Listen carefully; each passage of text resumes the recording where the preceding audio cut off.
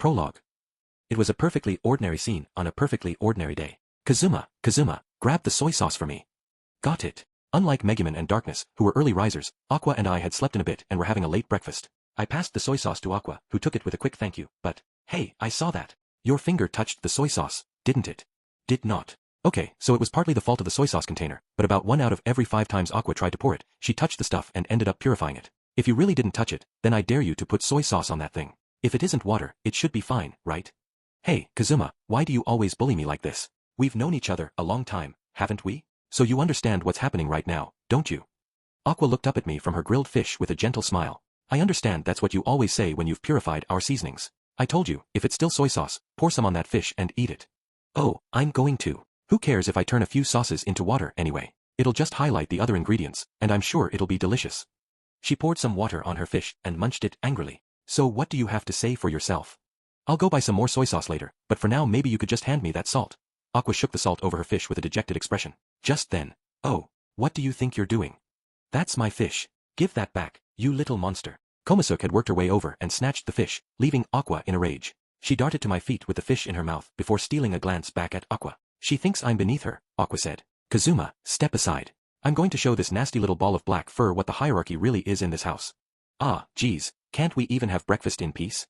Konosuba gave a big yawn and started nibbling on the fish, at which point Aqua cocked an eyebrow and attacked her. Ow, I can't believe this magical creature. She's not even afraid to raise her claws against a goddess. Fine, we'll settle this here and, ag, that's hot. The scratching I understood, but I wasn't sure what was hot. I was sort of curious, but not curious enough to interrupt my breakfast to look at them. Kazuma, I can't believe this. She just breathed fire. Hey, stop that. Don't shake me when I'm trying to drink miso soup. Bah, I've been telling you all along she could do that. She exhales flames to cook her fish. I couldn't believe Aqua was just figuring this out. Aqua, meanwhile, was trying to get some distance from Konosuba, apparently afraid of her now. I see, she said. I knew from the moment I met her that this was no ordinary kitty, and now I'm sure of it. I see it, I can see it now. Yes, I can make out her true form. I just kept eating as Aqua stole little peeks at Konosuba. Your true form is... Yes, it's some terrible demonic creature. Don't fight, let me sniff you. The smell of demon can't hide from my goddess nose. I guess she wasn't too sure about that though, because she kept looking at me. Hey, I have no idea what her true form is. Don't expect me to back you up. It's weird. I got a good whiff, but I'm not picking up any demon scent on her. Why does she smell like soap? She's a cat. Aqua squatted down in front of Konosuba, who was still working on Aqua's former breakfast, and started talking to her seriously. Hey, I'll let you have that fish. Just tell me what you really are. I'll keep it a secret between us. She doesn't like it when you mess with her while she's trying to eat. Warawa. Stop. I get it. I won't ask about your true form again. Just please don't chew on my divine feather cloak. My words of warning were completely ignored as Konosuba attacked Aqua. I simply watched, mulling over this most ordinary of moments. Ah, so peaceful. What's peaceful, you stupid Enid? I'll share my side dish with you at dinner. Just get this thing off me. Chapter 1 Divine Punishment for this priest. 1 Celestina, Dark Priest and General of the Demon King's army. Normally, a former NET adventurer like me couldn't hope to beat her even if she had both hands tied behind her back. But at this moment, I was crouching in an abandoned field with a pitiful general who had been outed by Wiz and then fleeced of all her money by Vonir. Serena kept putting her pointer and middle fingers together and gesturing at me with them. She seemed annoyed that I didn't know what she was getting at. A cigarette, damn it, a cigarette. Surely, a guy with a reputation as bad as yours keeps a few on him, right? Give me one. I haven't had a smoke since I got to this town. I had to keep up the innocent act. And no, sorry, I don't have any. What even were cigarettes in this world? I doubted they had rolled cigarettes like in my world, so maybe she meant pipe tobacco or something. What was this girl anyway, a street punk? And why was I, a former shut-in, acting polite to someone like her? I wondered why I wasn't the same way with that other punk, Dust. Serena looked at the ground and scratched her head angrily. Not a trace of her pristine image remained. Finally, she heaved a sigh. Guess there's no point trying to hide it now. I'm Celestina, General of the Demon King responsible for strategy and secret intelligence. I'm a dark priest who worships Regina, the dark god of puppetry and revenge. Even you call her a dark god? I thought religious types usually believed their own god was absolute and everyone else was an evil heretic. Serena looked at me. Her face was nothing like before. She wore a neutral expression like a bleak, emotionless doll. She was still beautiful, but being ambushed by that look freaked me out. You know, I was feeling all right with Wiz and Vonir around, but now that I think about it, am I all alone with a general of the Demon King, without even some decent equipment to protect me? Yikes. I might be in a pretty tight spot. I said she's the god of puppetry and revenge, didn't I? It doesn't get any darker than that. Grim as her words were, Serena gave me a perfectly pure smile. Now that I knew who and what she really was and that she served a deity who specialized in manipulation, her smile really did look like the sort of grin you might see carved on the face of a puppet. It had been so comforting when she was acting calm and sweet, but now it seemed completely out of place. The knowledge that the woman in front of me could kill me on a whim made my blood run cold, but I tried to maintain an outward appearance of calm. So puppetry. Are you saying that, like, those zombies at the graveyard that turn undead didn't work for? Oh yeah, that was me. Those weren't zombies, they were my puppets. And let me tell you, it wasn't easy, digging all those corpses up out of their graves one by one in the middle of the night. They were just ordinary bodies being controlled by the dark god's power. That's why none of the other priests could do anything about them, leaving me to save the day. I pull that trick a lot. It's a great way to get people in a new town to trust you quickly. This girl was bad news. I mean, maybe I shouldn't have been surprised. She was a general of the Demon King. So that whole story you gave me about the Demon King actually being a beautiful girl under a curse. Huh? Wait, you actually believed that? I pull that story out anytime I see a capable adventurer who looks like they might try to fight the Demon King. You know, you don't have to go through all the danger of slaying the Demon King. The curse will end in good time, the king will be gone, and peace will return to the land. That's enough to get most would-be heroes to keep their hands to themselves. Nobody wants to go out and risk getting torn to shreds. Give them half an excuse to stay home, and they'll pick the path of least resistance. Appealing to their sympathy, though, that was low. Even if someone persisted in chasing down the Demon King, they might hesitate at a crucial moment if they thought the enemy was really a sweet young woman in disguise. I was actually sort of impressed. I guess you don't get to be head of the Demon King's intelligence service by playing nice. But give me back the emotions I wasted believing you. But why are you telling me all this? Sure, Vanir and Wiz let slip who you really are, but that's not necessarily a reason to let me into your inner circle or whatever. Serena's smile never faltered. It would only make things harder if I kept lying. If we're going to negotiate, we should do it with all our cards on the table. I've seen what you get up to now, and I've got to say, I can't for the life of me imagine why the Demon King is so worried about you. Let me ask you straight out, okay? You're just a NET who wants nothing more than to never have to work again, am I right? Completely, I said immediately. You don't have the slightest desire to risk your life fighting the Demon King for the sake of humanity, do you? Of course not. And when you hear that people you don't know and have never met are suffering under the thumb of the Demon King's army, how do you feel? Bad for them, but, I answered, taking more interest in my earwax than our current exchange. Serena looked at me, expressionless. I had given all my answers without a moment's hesitation, and even though her face was neutral, I couldn't shake the sense she was looking at me with scorn. Truth be told, even back when I lived in Japan, if someone said to me that less fortunate children were doing this or suffering that, I never felt particularly indignant about it and never felt any special need to do anything. If I'd been given a ton of money back then, I don't think it would have occurred to me to use it to help kids I didn't even know who lived on the other side of the planet. But I didn't think I was monstrous or anything, just an ordinary Japanese person. I think. I'd like to think. I'm sure it's not just me. I bet most people say the same thing. So maybe you could stop looking at me like that. Ha. Oh yeah, sorry. I've known people who gave similar answers, but you're the first to give them so quickly. Serena's expression didn't change, but she sounded apologetic. The king told me to investigate this town where his generals kept disappearing, and the man whose name kept coming up in connection with the foiling of his schemes. But now I see it was just you in the middle of it all. And on top of that, hold on a second. I can't let you act like this is all my fault. I don't start these things. I get dragged into them. Yes, as I was going to say, on top of that, I understand your personality very well now, Serena said and smiled. Kazuma Satu. Why not make a deal with the Demon King's army? Oh. Serena stayed seated on the ground. Let me be frank. Thanks to a certain someone, the long stalemate between the Demon King's army and humanity seems like it's about to come to an end. Quite a few of the king's generals have been taken out, and the barrier around his castle will crack sooner rather than later. Oh ho. And am I correct in assuming this certain someone is yours truly? Yes, it's you. Why are you puffing your chest out? Don't act all proud of yourself. Serena could glare at me all she wanted, but I saw it now. I was sort of a big deal. I get it. The Demon King and his army are in a tight spot. If that barrier comes down, Crimson magic attack squads are going to be teleporting in day and night for hit-and-run attacks. It's true. I don't mind saying we're backed against a wall, but the same is true of humanity, is it not? Huh? Up until recently, a series of overpowered brutes with weird names and no regard for common sense kept popping up out of nowhere. Each time we encountered them, they would send us home crying. But not long ago, maybe around the time our fortune-tellers sensed a particularly peculiar aura, those would-be heroes with the weird names suddenly stopped showing up. Would-be heroes with weird names and no common sense. That had to be people coming from Japan like me. Except I guess they'd stopped coming. Oh. What? Don't act like it suddenly all makes sense to you. Hey, why do you look so freaked out? Oh, who cares? The point is, that's why I want to make a little deal with you. Considering the timing, I couldn't shake the feeling that I might have something to do with why the cheaters had stopped showing up. Was it because I'd brought Aqua to this world? No, couldn't be. They'd assigned an angel to take over her job. The angel had looked perfectly competent. I was sure they were doing fine work up there. This couldn't be my fault, I insisted to myself, trying to keep up a calm front. What sort of deal? Your voice is giving you away. Seriously, what's going on? Serena said, bothered by the unnatural tremble in my tone. But it didn't stop her from saying, I want you to join the Demon King's army. She sounded casual, as if she was inviting me to check out the latest nightclub. What did she just say? Don't me. I said you should join the Demon King's army. I know you have more in common with us than you do with humanity. Hey now, that was unfair. I can't have you misjudging me here, I said. I'm sure your investigation has revealed that people call me monstrous, and awful, and innate, and a lullicon. I hadn't heard about the lullicon thing actually. I ignored Serena, clenching my fist emphatically as I went on. It's true, I have a few more feelings than most. And yes, I have plenty of money, a lifelong spot reserved at my favorite dirty shop, and I would love to lead a cushy life being fawned over by my party members, who definitely have a thing for me. I do burn through money sometimes, and every now and then I think about renting out the entire guild tavern for a day for no reason at all, just to show that I can and to make life harder for everyone else. You're an even worse person than I realized. I raised my fist higher, letting passion take the wheel. But even I have an ever so slight sense of justice. If someone I don't know and have never met is in trouble in a place I've never even seen, then I couldn't care less. But when someone right in front of me asks for my help, even I'm not terrible enough to ignore them. I can understand why you would want my power on your side. But even so, I can't stand against those who helped me get this far. I don't remember saying we wanted your power. Wait, you weren't trying to get me to join you so you wouldn't have to face my fearsome strength anymore? Hell no. I'd be perfectly happy just to leave you to your own devices. But remember what I said earlier. The guys with the weird names have stopped showing up. Serena stood suddenly, shoving her face right next to mine. And those weirdos. Some people claim they were sent here by the gods. Well, they were. Not that I was going to say anything. They'd been popping up like daisies, but then you got here, and suddenly they stopped. It's like the gods felt you and you alone were enough. The Demon King is convinced you're like one of the heroes from those old fairy tales.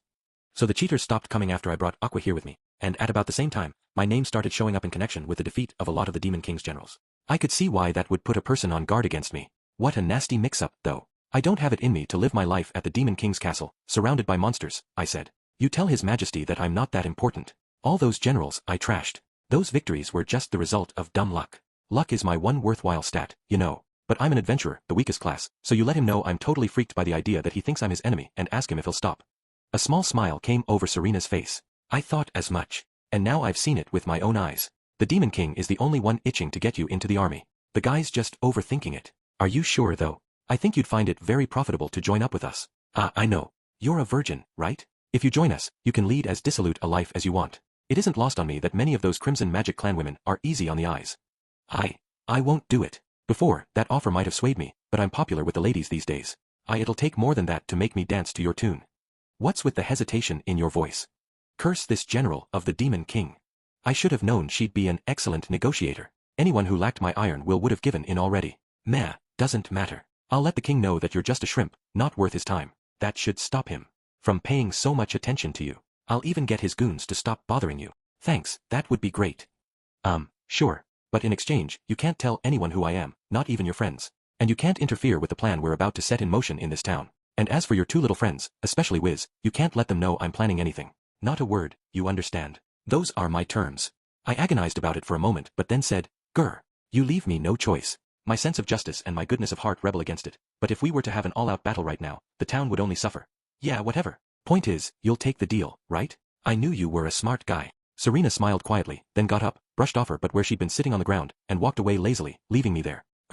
Sorry but, could you lend me some change? Without a word, I handed money to the general of the Demon King my colleagues had taken for all she was worth not long ago. You owe me one. Grr. I was on my way home after talking to Serena, thinking hard about the future. A general of the Demon King, huh? I sort of had the sense that I was secretly betraying humanity, and everyone else, but at least I would be safe now. Alright, so the adventure part of me, the part that was used to fighting with monsters, wasn't sure how I felt about this, but it wasn't like I could do much fighting against her all by myself. Sure, I'd been involved in the downfall of a number of the Demon King's generals, but if I was being honest, for the most part, I'd only been giving directions to everyone else. It was Aqua who had weakened Beldia before I finished him off with steel. Megumin had taken care of Vanir with an explosion. Hans. Darkness had protected Aqua while she purified the hot spring, and Megumin had exploded him, too. Sylvia actually got more powerful after I'd locked her in that underground shelter. That Lady Wolbach, Megumin had handled most of that. Each of those situations turned out for the best, but it was never thanks to just me. The reason I'd accepted Serena's deal was because otherwise we would have fought right then and there, and if I tried to take on a general of the Demon King head-to-head, all by myself, I was sure I would be killed on the spot. I was profoundly grateful that, being as weak as I was finally free of the Demon King's attention. Hey, I'm home. I was still letting my thoughts wander as I opened the door. Wah. Come on. Stop crying already. Kazuma should be here as. Oh, Kazuma. Welcome back. Your timing is perfect. I didn't go inside. I just gently shut the door again. It immediately flew open. Hey, don't you shut that door. It's rough in here. Darkness exclaimed. I had a bad feeling about this, but nonetheless, I asked, so what did you do this time? I obviously wasn't going to get anything out of Aqua, who was perched on the couch, sobbing, her feet bare. Megumin explained instead with a sigh. I guess she went berserk at the guild or something, and the other adventurers and the staff chased her out. I don't know exactly what she did, but she's not welcome there for a while. Maybe she really had changed the guild's wine to water after I left. Darkness elaborated. When Megumin and I got back here after investigating that woman, Aqua was crying and clutching some kind of bill. An invoice for the wasted alcohol, maybe. Wait, investigating. By that woman, do you mean Serena? Is that why you and Megumin have been going out every morning? That's right. Darkness said excitedly. And just listen, Kazuma. There's something strange about her. I figured any priest powerful enough to take out that many undead must have a bit of a reputation, so I started working my connections for any information. But there's not so much as a rumor of a priest named Serena in any of the towns around here. Megumin stroked Aqua's head and picked up the story. What's more, according to the guild's employees, she hasn't redeemed a single reward. Not one, and no matter how good-hearted a priest someone is, they wouldn't go that far. But you have to show your adventurer's card to receive a reward. I'm starting to wonder if there's some reason she doesn't want to show anyone her card.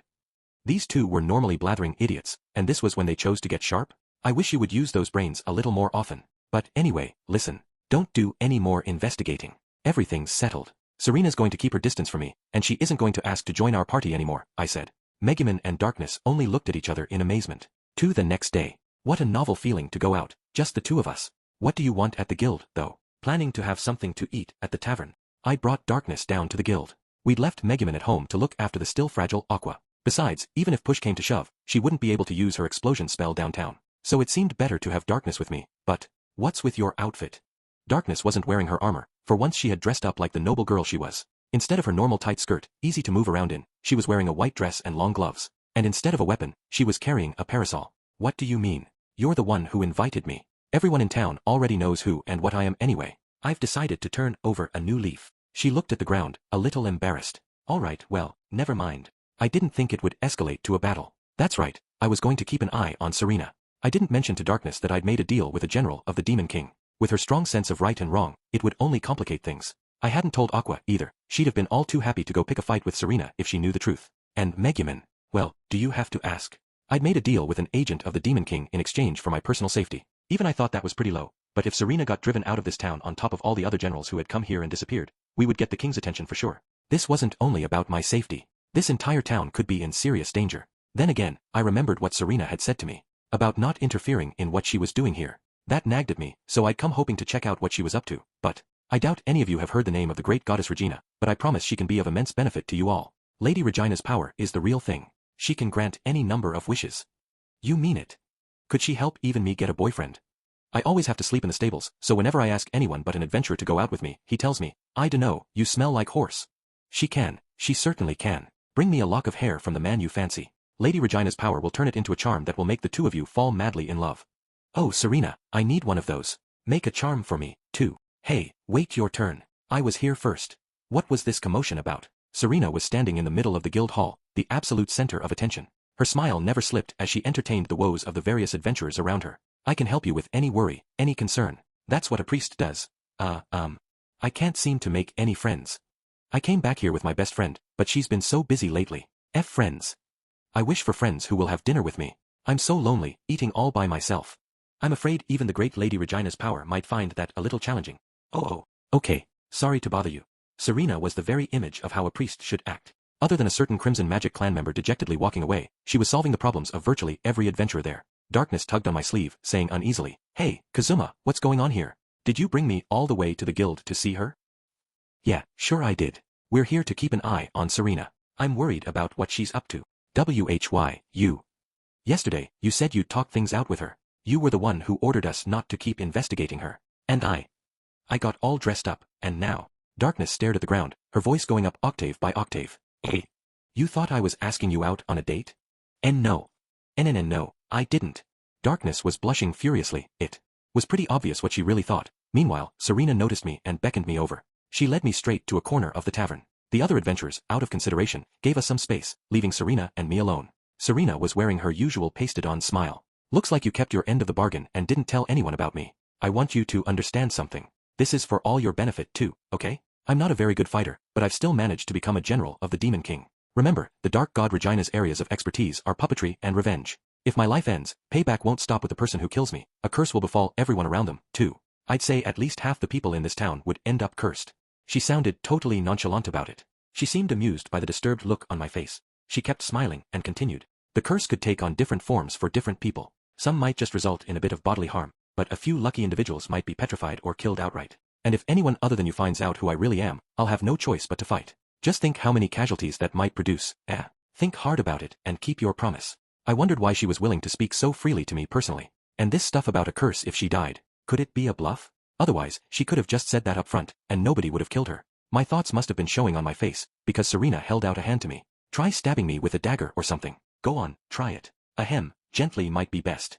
What are you talking about? I can't stab you in public. You're not Aqua. Nonetheless, instead of a knife, I grabbed a toothpick from the tabletop and poked Serena's hand with it. HRK.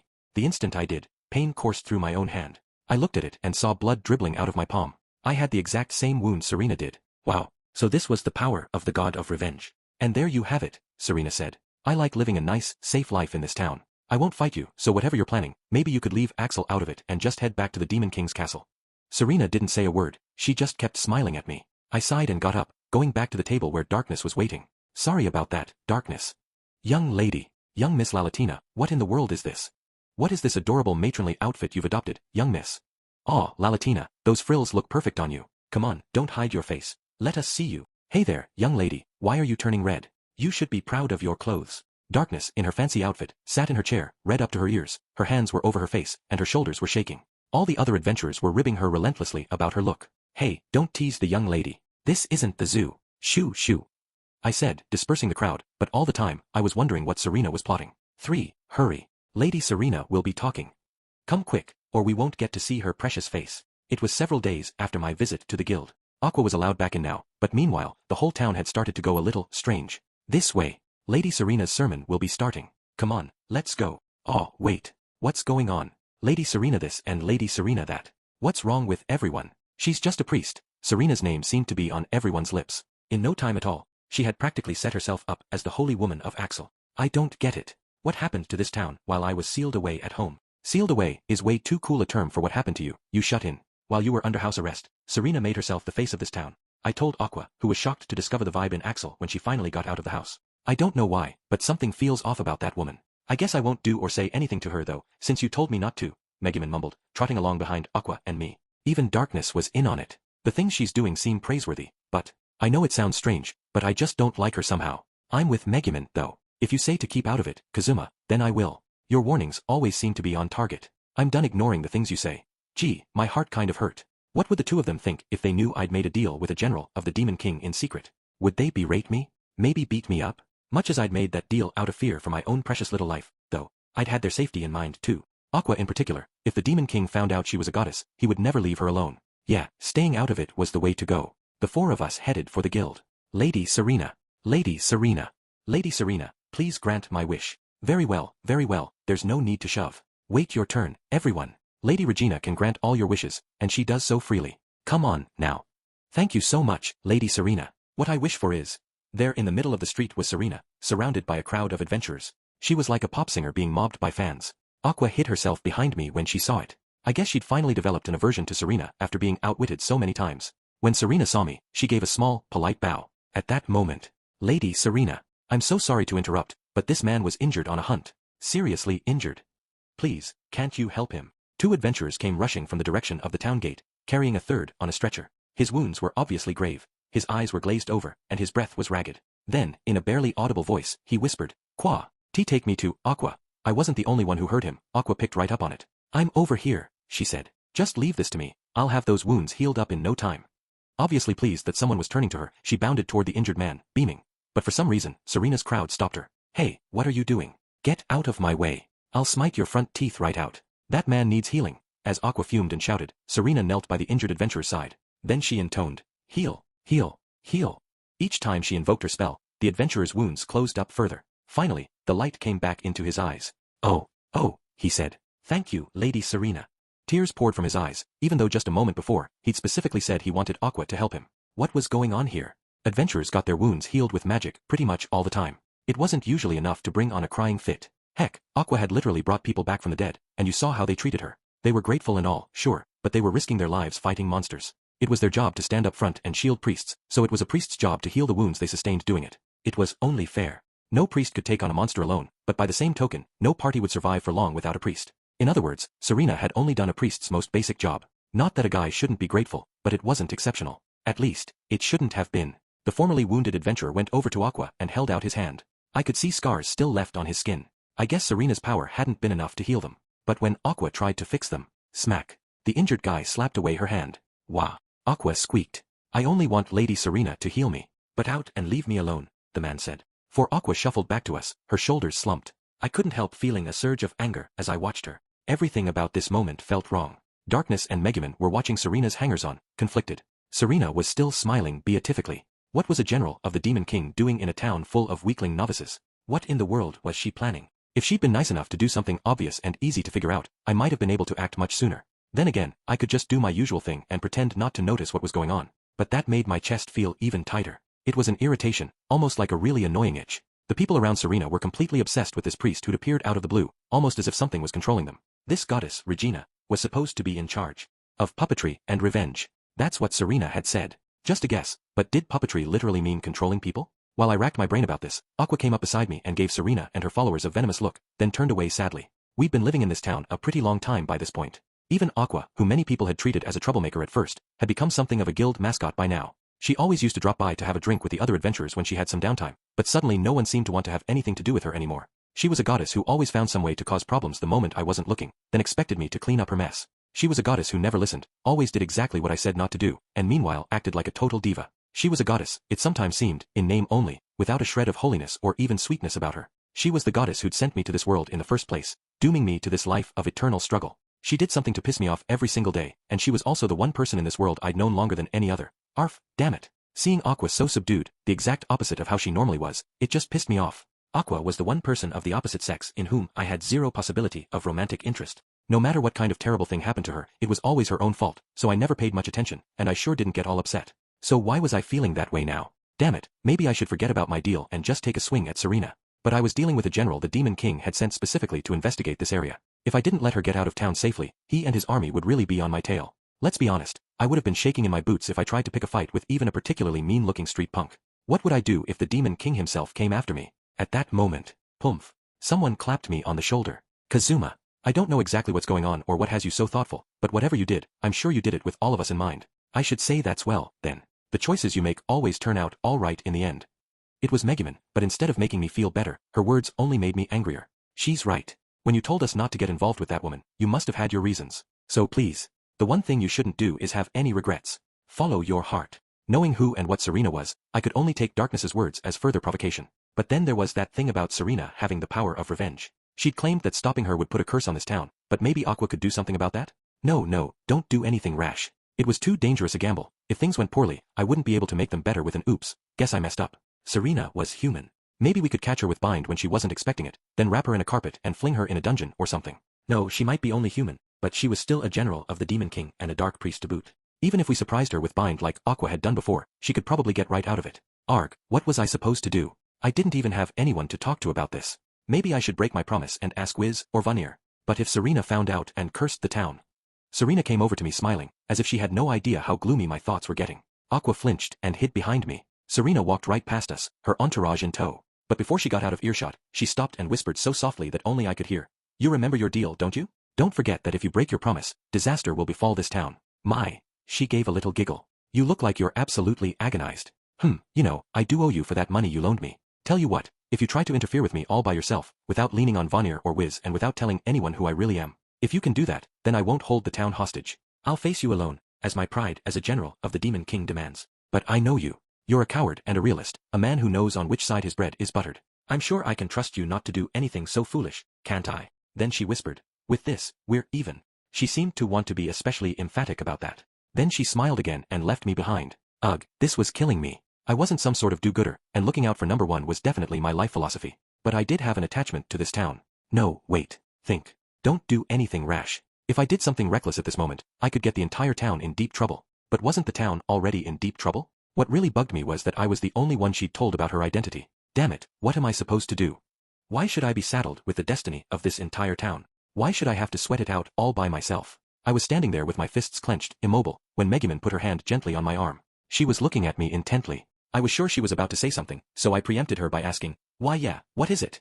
But she still didn't speak, just kept looking at me. Then I felt a sensation on the other arm. What, you two? There was darkness to my left. What's with you two? If you've got something to say, then say it. I guess after all this time together, they knew when I was hiding something. And they probably guessed that there was some reason I couldn't tell them what it was. Maybe I should just go ahead and do it. I'd faced plenty of big bads in my time, but I had always been forced into it by circumstances or dragged into it by someone else. And now I was thinking of challenging a general of the Demon King, on purpose, all by myself. Normally, I would have had the others to back me up, plus Aqua as an insurance policy if the worst should happen. But if I went into this alone and died without anybody knowing, the thought was enough to make my knees tremble. This wasn't like me. Yeah, could I let a moment of emotion make me cross a Rubicon like that? Me, a member of the weakest class of all? If I could bring myself to just close my eyes for a little while, I could keep on living as a rich man, with everything just the way it had always been. But what if there was one more thing? One more thing that could push me over the edge. Oops. What, even you? Come on, say something already, I declared to Aqua, who had come up and was touching my back. I wished the three of them would stop staring at me with those pleading looks in their eyes. Kazuma, Kazuma. Unlike the others, Aqua spoke in a small voice. I looked back at her. Normally, she buzzed with energy, like she didn't know the meaning of the word depressed. She never seemed to think too hard about anything. She knew how to make you feel like you shouldn't have a care in the world. Yet today, for some reason, she looked distraught. Her eyes were full of anxiety. On the verge of tears, she said, "Does this town not need me anymore?" "Let go of me," I said to the three of them. Oh. Megumin and Darkness didn't look as upset as Aqua, and when I gave this brusque instruction, they didn't even complain, very unusual, but just took their hands off me. I turned to Aqua, who was looking at me like an abandoned puppy. "Give me your best magical buffs. Something to make me stronger and faster." Aqua didn't seem to wonder why I was asking. She just obediently cast her magic on me. I wasn't looking at any of them anymore. All I could seem to see was the enemies back up ahead. So I didn't even know what expressions were on their faces as I said, "Hey, Aqua."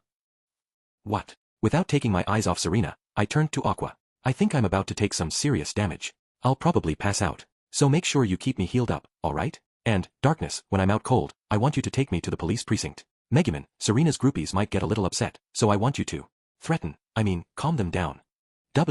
What? Darkness asked. "Kazuma, what are you talking about?" "Kazuma, what? What are you planning to do?"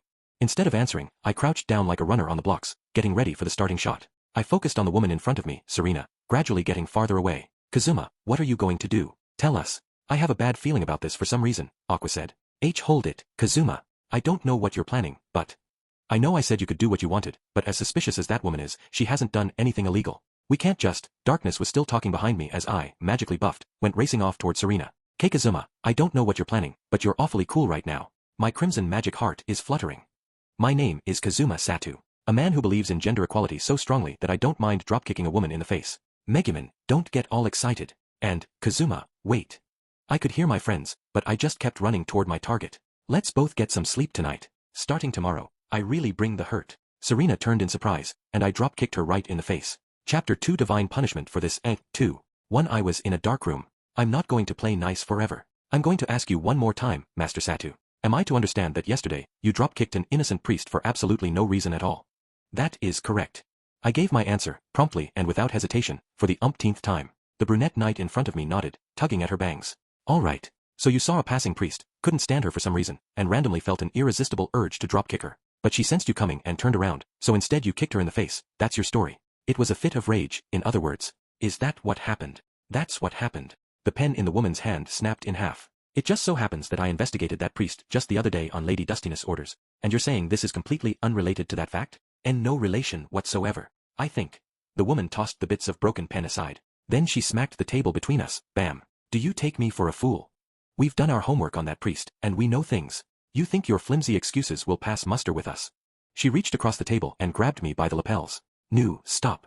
This is an illegal interrogation using violence. I want my lawyer. I have the money. Call me a lawyer. I tried to get away from the woman, but my hands were chained together. That slowed me down enough that she just grabbed me by the scruff of the neck instead. Master Satu, you may not think much of me, but I am a knight of Axel. I've been entrusted with running this police station.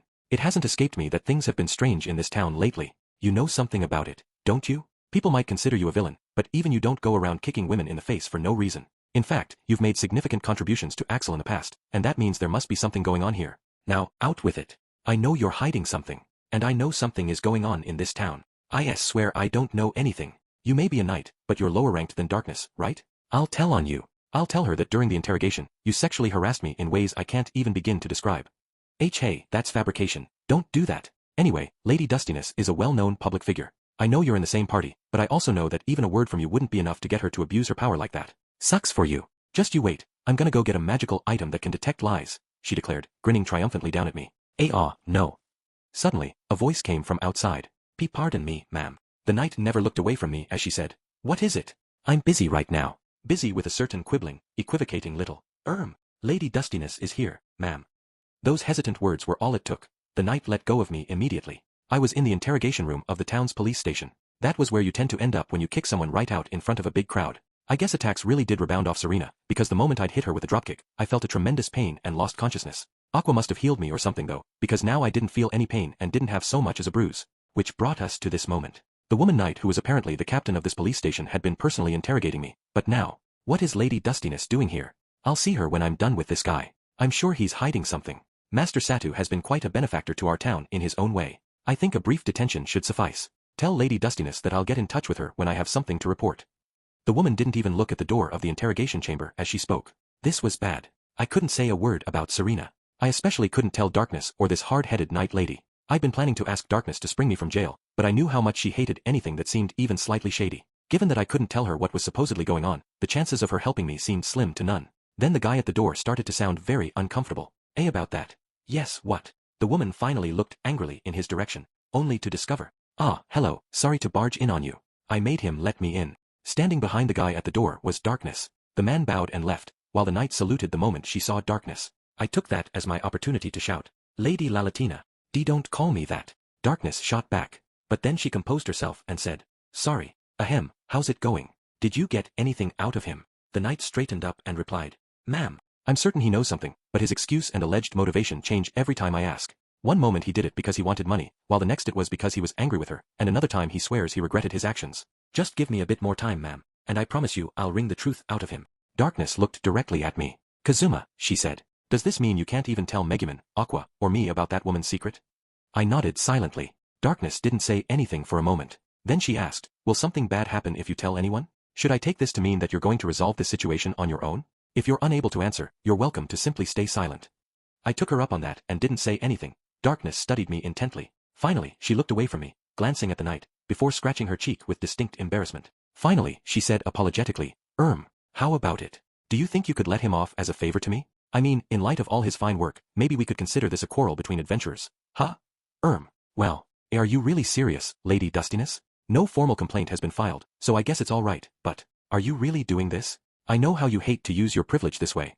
The woman looked from me to Darkness and back, as reluctant as she was surprised. Finally, she handed Darkness the key to my cuffs, still looking a little shocked. For that matter, I was probably looking at Darkness the same way. This was the woman who hadn't even been willing to throw her weight around when she'd practically had to sell herself to the local governor, and here she was getting me out of jail. She really had changed. Darkness didn't seem bothered by the way the knight and I were looking at her. "Kazuma, you don't have to say anything.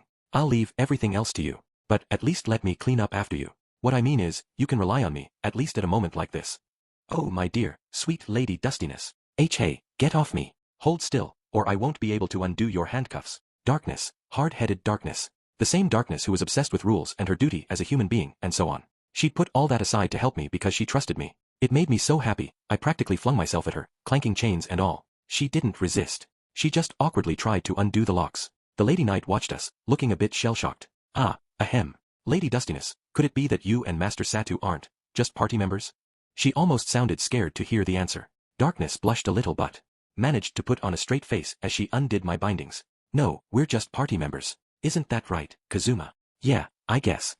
Darkness looked relieved to hear that, yet somehow a little bit sad at the same time. The knight looked even gladder to hear it. "Why yes, of course. Lady Dustiness, you're an object of adoration for all single female knights who pride themselves on their own clarity and discipline. I should have known there was no way you'd be involved with a man of such low repute, and a commoner, to boot." "I see, just party members. Of course." "Yes, absolutely, just party members. And we do all the things party members do. Bathe together, huddle up in tight spaces with each other, help each other get our underpants off so we can use the toilet. Let's see, what else? There was that time I snuck into Darkness's house and almost had my way with her, and the time she snuck into my bed and almost had her way with me. Oh yeah, and let's not forget about the sedative-laced wine. Yeah, I think that about sums up our relationship." "Oh? Wha? That's not, this I isn't what it." The knight stood with a dazed expression on her face as Darkness started to panic. Did you two really?"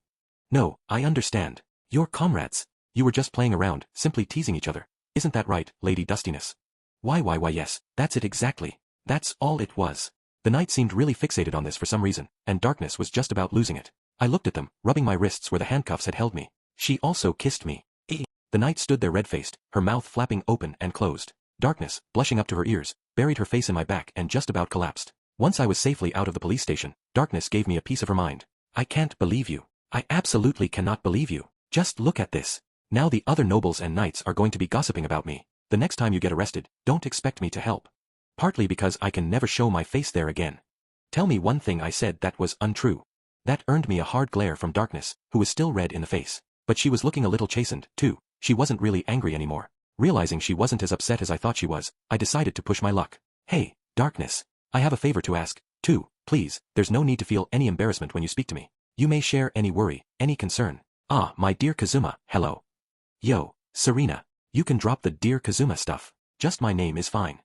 In a corner of the guild, Serena was offering her hand to a fretting adventurer. She greeted me with a smile when I showed up, and I smiled right back at her. I'd asked Darkness to stay in the house for a while and to keep Megumin and Aqua with her, and to ask Aqua to put up an extra spirit barrier around the mansion. Finally, I'd asked her to tell everyone I wouldn't be back for a while. Serena talked to me as calmly as if I hadn't attacked her just the day before. Likewise, I kept up my smile as though everything was copacetic. I see you're still helping out worried and wayward adventurers. Must be a tough gig. Want me to lend a hand? Oh, my dear Kazuma, you needn't go out of your way on my account. I know how busy you are. You should take that strength of yours and go on a monster hunt or the like instead. It was ordinary, unremarkable banter, but for some reason, the crowd of adventurers around Serena looked uneasy. A lot of them had been there when I kicked her. Even though she had flat out rejected me, I sat down not far away from her and her groupies. Serena started shooting me anxious glances. In the end though, she got herself back under control. My apologies, she said to the adventurer who had come to her. Would you be so kind as to tell me what's on your mind? The adventurer who had waited patiently all through our conversation smiled. Then he hesitated for a second before saying, I just can't seem to get a girl to go out with me. I'm pretty good friends with some people of the opposite sex, and sometimes they say, you're a really nice person. That's great and all, but later on, when I ask if they'd go out with me, then they flat out reject me. Yeah, I'd heard that one before. I was counting the knots in the wood of the table, pretending not to be interested. Serena managed to smile at the adventurer, even though she seemed concerned about what I was doing. To be called a nice person is the greatest of compliments. A cool person may find their attractiveness fades with time, but a nice person will remain attractive no matter how old they get. Please continue to be nice. I think the fact that so many people have told you the same thing shows just how attractive you are. It's too soon to worry about it or let it get you down. I'm certain you'll find someone who'll love you. Her words were so comforting, and her smile was so gentle. It didn't seem like she bothered using the power of her evil god to deal with small concerns like this. The guy started to look a little more cheerful. Why yeah, you're right. I was getting a little depressed because they always turn me down the exact same way. But thanks to you, I'm starting to feel better. Oh Serena, thank you so If you think he's so great, why don't you go out with him, Serena? The adventurer hadn't quite finished his expression of gratitude before I unleashed a few reckless words of my own. Serena's groupies froze. The guy who'd been pouring his heart out to her slowly looked at me. His face suggested the thought hadn't even occurred to him, but also that it made him a little uneasy. I decided to give him another push. Heck, I could help a person out every once in a while, too. Yeah, they called me a devil or heartless or whatever, but when someone was suffering right in front of me. You heard Serena. She thinks you're really attractive. She put the ball in your court. Now it's time to man up and make the next move. The reason you kept getting shot down was so that you could get together with Serena at this very moment. Wow, really? Okay, here goes. My dear Serena. She cut him off before he even got around to asking her out. Why you're a very nice person, but I'm just not sure. He yelped and was about to run away, but I grabbed his hand. You can't just give up, man. Women are tough. You can't take what they say at face value. You have to read between the lines. Haven't you ever heard of a tsundere? Son, dear. Excuse me, Serena spoke up anxiously, starting to sweat. Haven't you heard that girls pretend to hate what they really love? Why I have heard of that. I see, so that's what's going on here. Just a second. Taking my encouragement to heart, the adventurer grabbed Serena's hand. My dear Serena. Stop, calm down a second.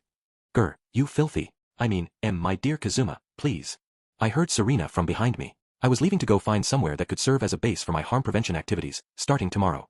It had been several days since I was released from police custody. I saw Serena and a few of her followers emerging from a particular dining establishment, looking around vigilantly. They were probably on guard against the harassment that someone or something had been inflicting on them over the past several days. One of the adventurers, who had all pretty much gone from groupies to full-fledged, damn near religious devotees by now, said something to Serena. I picked it up with my lip-reading skill. It's all right, Lady Serena. I don't see anyone around. I watched her and her friends carefully. Wind, perfect. Distance, perfect. Angle, perfect. Positioned at the top of a distant building, I had them right where I wanted them. What was I doing at that moment? I was standing there with an arrow in my bow, taking aim at them with my second sight skill. From this distance, I could see them, but they couldn't see me. Admittedly, Serena would probably have a pretty good guess as to who had attacked her. If I aimed for the head, I was certain to die along with her. And if all her threats were true, I might also call down a terrible curse on everyone around us. But Serena was holding a cup of something, presumably whatever she'd gotten at the restaurant they'd just left. I didn't know what was in it, probably cold juice or coffee or something. Perfect. I'd shaved down the end of the arrow to round it off, so that even if it hit Serena, the wound wouldn't be fatal. I wasn't here for an assassination. No, my aim was Deadeye. Payu. The arrow went streaking through the air, straight for HRRG. Yeah, she shouldn't drink her coffee so hot, I exclaimed, falling to the ground, unable to bear the burning pain that assaulted my hand. I took another look at Serena with second sight, and I could see her waving her hand vigorously, trying to shake off the hot drink. My arrow had gone clean through the cup. Damn it. So this was no good, either. I got myself together and stood up, resuming my observation of Serena. I'd learned a few things over the several days I spent harassing this woman. For one, doing damage to her indirectly, by setting a trap of some kind, still hurt me. I didn't have to attack her personally. Even something like the burns inflicted from the coffee I'd spilled on her came back at me. If only indirect stuff had been safe. I'd been planning on buying a certain potion at Wiz's shop, one that exploded on impact. Serena was healing her own hand and looking around. I didn't think she would see me, but just in case, I thought maybe I should activate ambush and make myself scarce. Something else I had learned about Serena's powers. You, Kazuma? I know you said you wanted my help with something, but it wouldn't happen to be illegal, would it? Namely, that the change in the adventurer's attitudes clearly had something to do with those powers. There were all kinds who followed her around calling her Lady Serena. But the one thing they had in common was that the most fervent of them had been deeply involved with her. Well, I guess the act itself isn't exactly praiseworthy. But, Yun, I'm begging you, don't tell Megumin or anyone else. You're the only one I can count on. I'll do it. I'll so do it. I'll help you. We're friends, after all. You can leave it to me. Rely on me all you want. Yun must have been really happy to have someone counting on her, because she was suddenly all for it. The time. Midnight. Despite the outrageousness of my request, Yun, who had been asking Serena for advice not that long ago, was here, helping me without a second thought. Yun had gone to Serena just like so many other adventurers, but she had escaped unscathed. Why was it that she had been able to come into contact with Serena safely, if it wasn't simply that the dark god of puppetry didn't want anything to do with her? Yun and I were just outside the small room where Serena slept, a sturdy redoubt without so much as a window. Her followers had set up the place for her after some ne'er-do-well had started subjecting her to random attacks. With Yun in tow, I began setting up shop outside the room. At my signal, Yun nodded, then began quietly intoning a magic spell. It was a favorite of the Crimson Magic Clan, a spell that bent light. That's right, it could make you invisible. When Yun had put the spell around us, she said quietly, "Is that good, Kazuma? Now I just have to put silencing magic near the door to suppress sound, right? You know, things have been awfully strange around town lately. It wouldn't have anything to do with what you're doing, would it?" "It sure does. I know our activities seem a little, criminal, but believe me, it's secretly to save the town, so don't worry. By the way, you can't tell anyone about tonight." "Sure." Oops. Yun's eyes started to brim because she knew she didn't have anyone to tell. I tried to comfort the forlorn girl as I prepared my own magic. Tonight's job was going to take a lot of MP. That's why I had bought a stone called manatite at Wiz's shop before I came here. The price of a chunk of manatite could go through the roof depending on the size and purity of the rock, so I just bought a few mid-range examples. It was cold enough at night that I didn't think it melting would be a problem before morning. Then I reached out toward the little shed.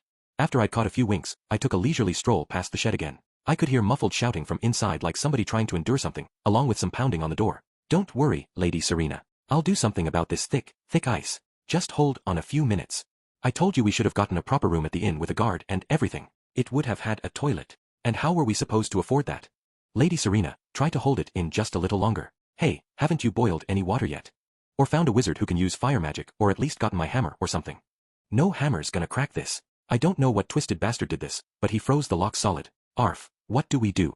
After I'd had Yun make me invisible, I'd spent most of the night using create water and freeze to encase the door of the small building in ice. Despite all this though, one thing I still didn't understand was what Serena was after. What was the point of producing a bunch of hypnotized puppets in a town full of novice adventurers? I contemplated her possible motives as I watched the stuff on the door melt, munching on an ice treat I'd gotten from a street stall. A few more days passed. I touched base with darkness, but nothing much was going on, other than that Megumin had started launching her daily explosions up into the air, since she couldn't leave the house, and Aqua was becoming increasingly annoying about her desire to go outside. I'd worried that Serena might give up trying to target me and go for the other members of my household instead, but so far, she seemed to be sticking to our deal. I thought it all over as I silently set up my next trap.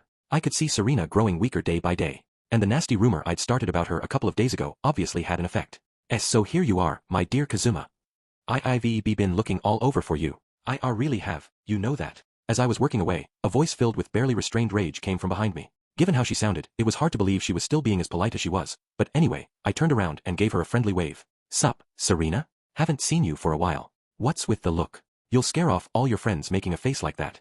I was out behind the inn I'd rented as my base of operations. Normally, it would be full of adventurers practicing their sword strokes after sleeping in the stables, washing their armor, or keeping up their equipment, and so on and so forth. But today there didn't seem to be many guests, and I had the place to myself. Serena managed to give me a smile, although her lips kept twitching. Yes, quite a while indeed. Say, what are you doing there? She asked when she saw what I was fiddling around with in the garden.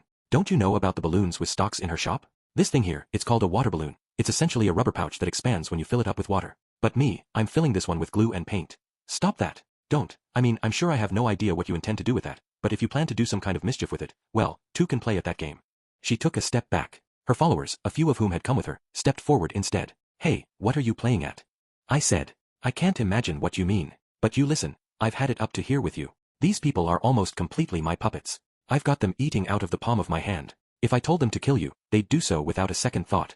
I can see I've underestimated you. I've been taking you too lightly. I have to say, I'm quite impressed that you managed to push me this far.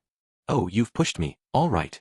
This was bad. There was no one around but us. Serena had a smile on her face, but her eyes were cold. Crap. Did I overdo it? But I said, hey, you're the one who told me to try to stop you if I thought I could do it on my own. You said you would face me fair and square. And there's nothing fair about a bunch of you taking on one poor, weak adventurer. Oh, just shut the hell up. Serena exploded. This was definitely bad. I can't believe you would. How dare you spread those ugly, nasty, unpleasant rumors about me? She looked at me with bloodshot eyes. Hold on, now. I kept my end of the bargain. I didn't tell anyone your secret. So who cares what rumors I paid some punk adventurers to spread around? How could I not care? How could you tell everyone I'm actually a man? Do you really believe that? And the way you made it sound more true by mixing in little bits of fact, like that I sometimes talk brusquely. Damn it, I can't tell.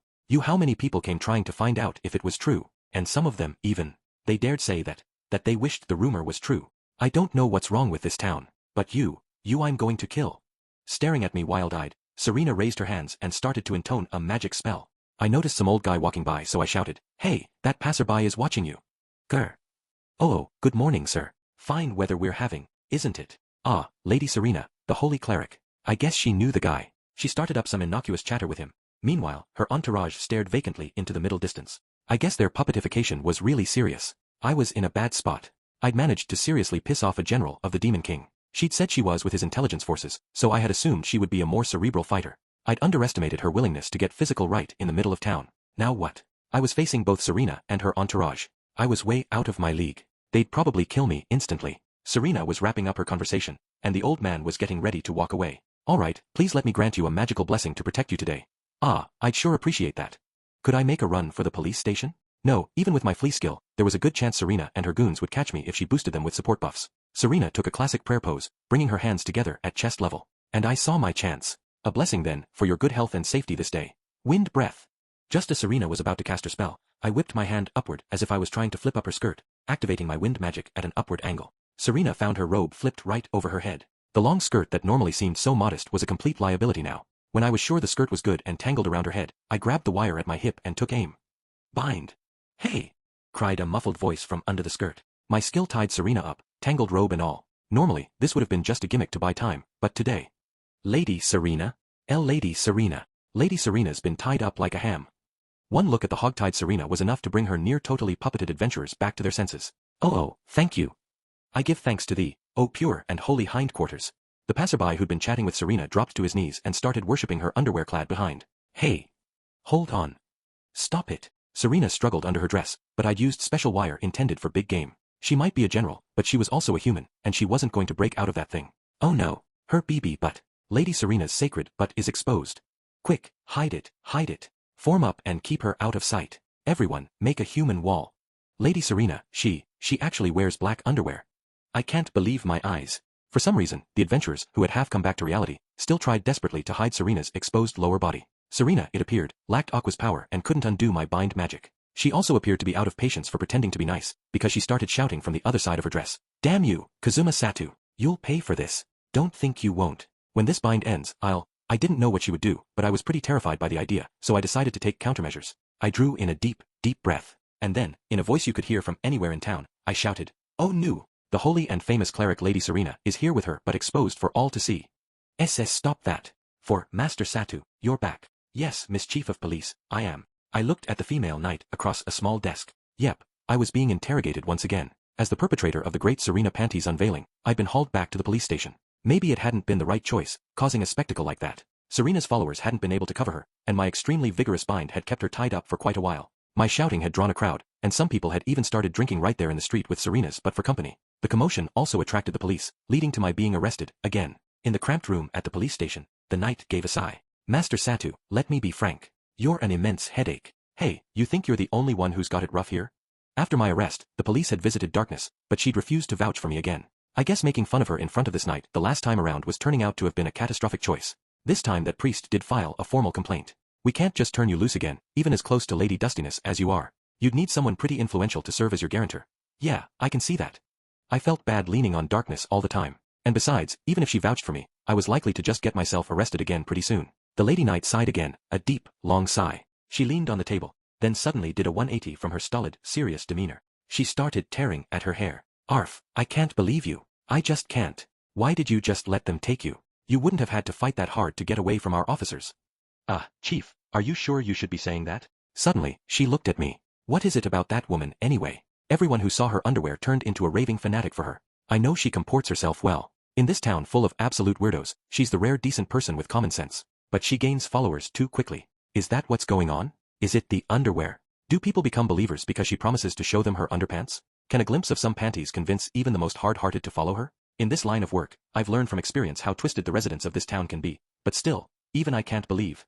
Did you just say everyone became her followers? Just by seeing her panties? I mean, heck, I'd love to be part of a religion where the priestesses show you their underwear, but something felt really strange about this. The men of this town had been well trained by the succubi services, and now a quick glimpse of Serena's underpants was causing them to lose their minds? Sure, they might say thank you for showing them such a beautiful thing, but it shouldn't be enough to make religious followers of them. Thank you. Why did those words nag at me? There was something about serving the god of revenge. Those people who followed Serena around, that guy she'd healed up was one of them. I could see how you might become a believer if someone had brought you back from the brink of death like that. But Aqua had healed people in even worse shape. She resurrected people practically on a daily basis. So why wasn't anyone worshipping her? Man, I felt like I was this close to the truth. Yun, who'd asked Serena for advice but had left disappointed, was still sane. But the people who had seen her underwear when I left her exposed were all fervent believers now. That had to mean. Master Satu, don't just stare into space. Give me an answer. Tell me the woman's secret. Out with it. Oops, there it went. Ayerferg, why did you do that? I was so close to figuring it all out, and you had to come butting in, you spinster knight. How dare you say that? You said what should never be said. We female knights don't stay single because we like being alone. We know that having kids would impinge on our ability to do our duty, so we have to wait, hoping that some wonderful man will come along who will understand that and support us by. Don't you cover your ears, Master Satu. Listen to me. And if you're so upset about me being a spinster, maybe you could introduce me to some nice friend of yours. The lady howled and shook the desk, but I tried to block her out and focus on my thoughts. Serena's powers of puppetry seemed to hinge on the creation of a debt or someone having feelings of gratitude toward her. So how would you go about breaking that spell? Getting Aqua involved might be the quickest way, but if Serena found out who Aqua really was, we could find ourselves cornered, and I didn't want that. But anyway, before I could take the time to worry about all that, Master Satu, I don't care if he has a trash personality, I just want him to have a decent income and housework.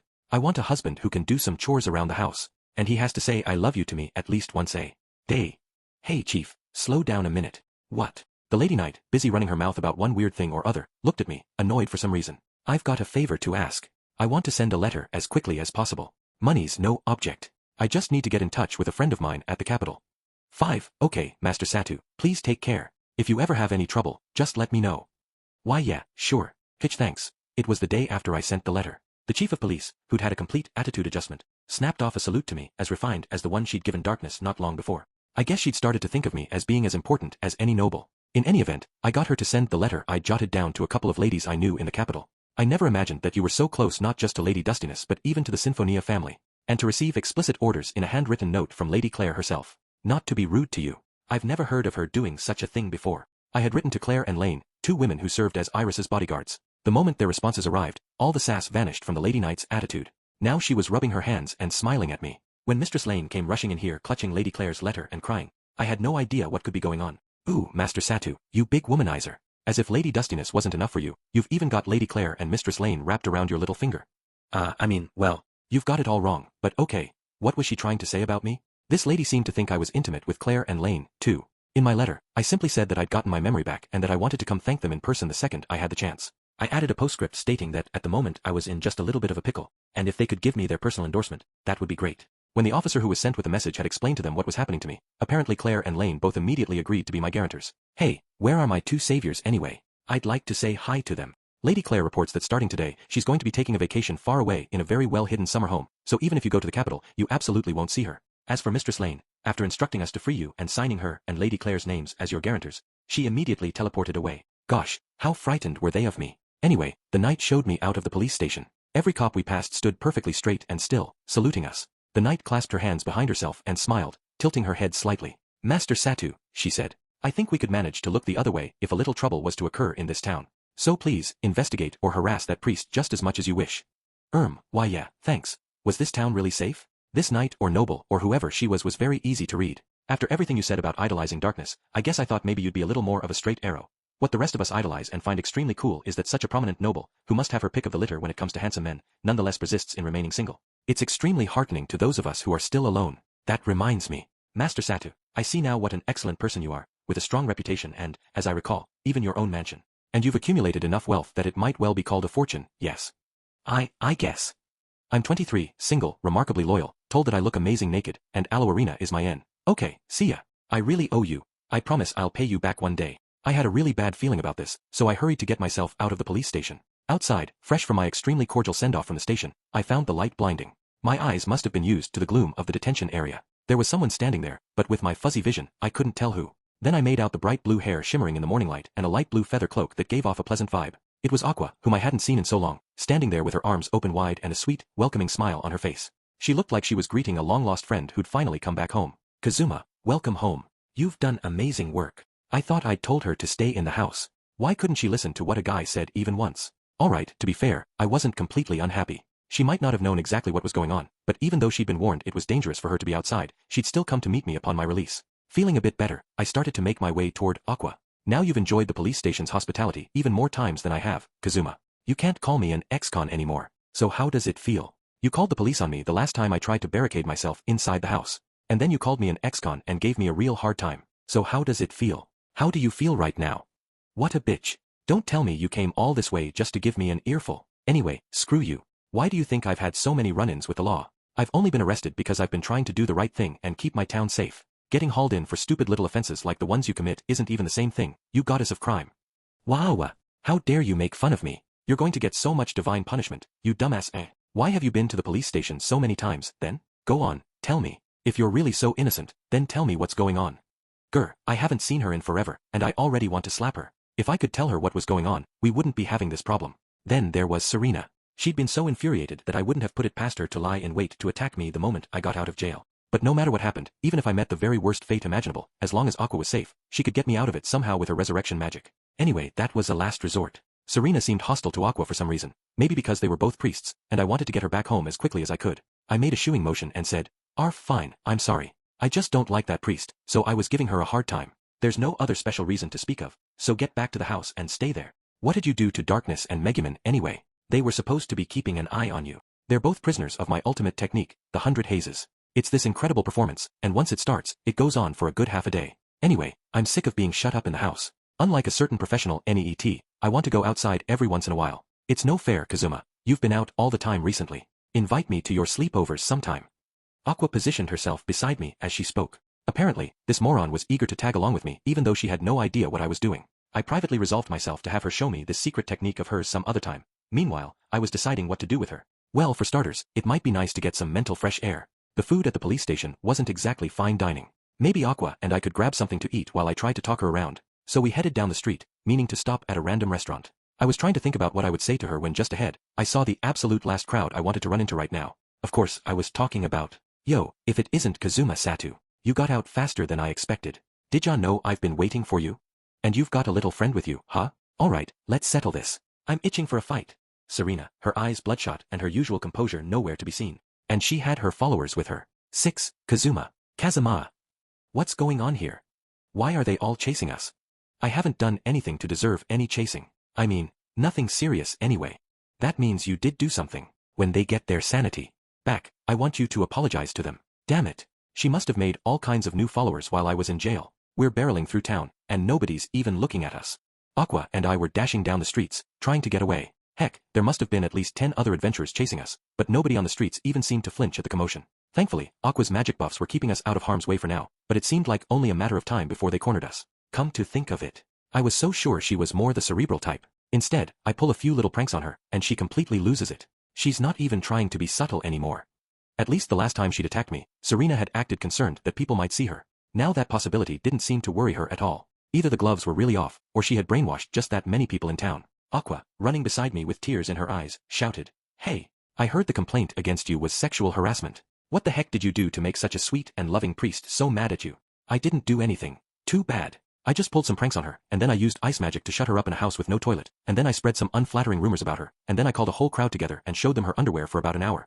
Geez, I don't think you're allowed to complain if she wants to kill you."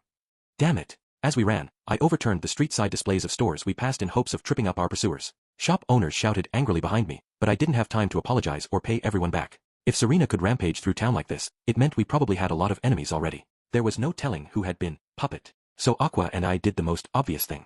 We headed for a less populated part of town. Aqua might not have known what was going on, but she obediently followed me. This was bad. If anything happened to her, I might not be able to get resurrected anymore. Should I have Aqua head for the police station alone? Or maybe we should go straight back to the mansion. Aqua, don't you sense anything at all when you look at those people? I'm sure you can see straight through what's going on, like you did when Darkness's dad was cursed. Don't you feel any evil power from them? My unclouded eye sees that at this moment, the evilest man in town is running right next to me. What a bitch. I stopped worrying about how to help her escape and started thinking that if I tripped her right now and sent her tumbling into the oncoming mob, maybe I could use the opportunity to escape. Just at that moment, though, a triumphant shout came from behind us. "That corner leads to a dead end, Kazuma Satu. Too bad for you. Didn't you notice how the people on the street were acting? They were drawing you toward a less populated area. For your fate awaits you there." She was right. Around that corner was a dead end, just a big wall. Of course, I'd lived in this town long enough to know all about it. "All right, Aqua, they're going to catch us at this rate. I want you to lean up against the wall and huddle down. I'll use you as a footstool to get on top of the wall. Then I can pull you up from above. Simple as that." "I see. That's a great idea. In that case, why don't you lean against the wall? I'll climb up and then pull you after me." "WHY, you." I'd been running as fast as I could, but Aqua wasn't even breathing hard. We'd been together so long that we each knew what the other was thinking. So at almost the same moment, we turned the corner and... HF. So you finally see, do you, Kazuma Satu? That's a good priest you've got there, those magical HFF buffs or something. HFF. Serena rounded the corner and, between gasps for air, started to close in on us. It took her a moment to notice that Aqua and I hadn't stopped because we'd resigned ourselves to our fate. She followed our eyes to see what we were looking at, and she found, "Hello and welcome. We've been waiting for you, oh honored customers. It's such fine weather today, we decided to get some fresh air and do a little selling to boot." "Oh, welcome. Vonnier, you were right, the customers really did come to us." Wiz and Vonnier had put out a blanket on the ground and set up shop right there in the alley. "I'm so sick of this all-seeing devil." "Hey," Aqua said, "what are you selling here? Wait, are you okay? Your head is smoking." "Oh yes. Vonnier was quite upset with me earlier. We finally moved that bug cauldron, and what do? You go and stock more worthless items." "But I'm quite alright, Lady Aqua. I was given some sugar water, so my body should regenerate shortly, and if there's any real danger, then we could get some water from somewhere." "Oh why, Lady Aqua, that's the item Vonnier especially recommends today." Aqua was squatting beside Wiz and examining the merchandise as they had a friendly conversation that sounded completely out of place given the current situation. "Yo Vonnier, what's going on here? Didn't you get enough cash after fleecing me out of everything I had on me? You aren't secretly behind everything that happens in this world, are you?" I said. "What are you doing here with a street shop right where I got chased while running for my life? Just how far can you see?" Serena and I both advanced on Vonnier. Serena's followers kept a polite distance. Maybe she'd ordered them to. Vonnier only laughed at us. "BWA ha. Neither of you need be so upset. As it is my current calling in life to accumulate money, I shall appear anywhere if the scent of cold hard cash is in the air. Oh, don't worry, I've got items here that I believe both of you will want.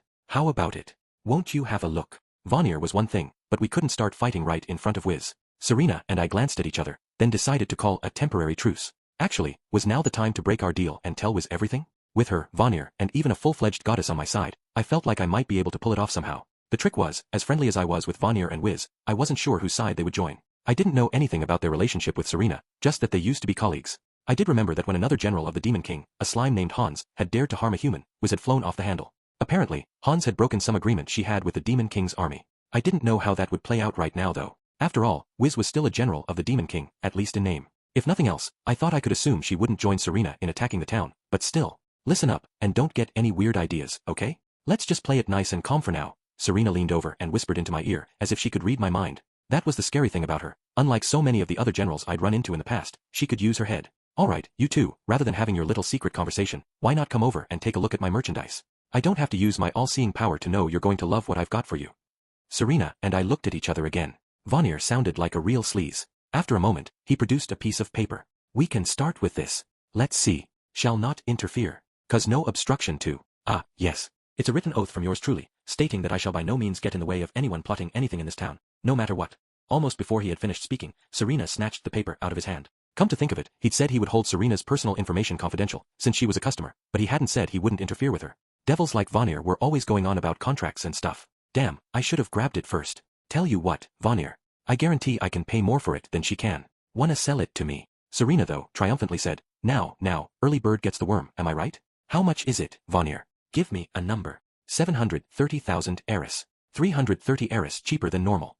That's everything I have. Again. I've been saving up all I can recently. The least you could do is go easy on me.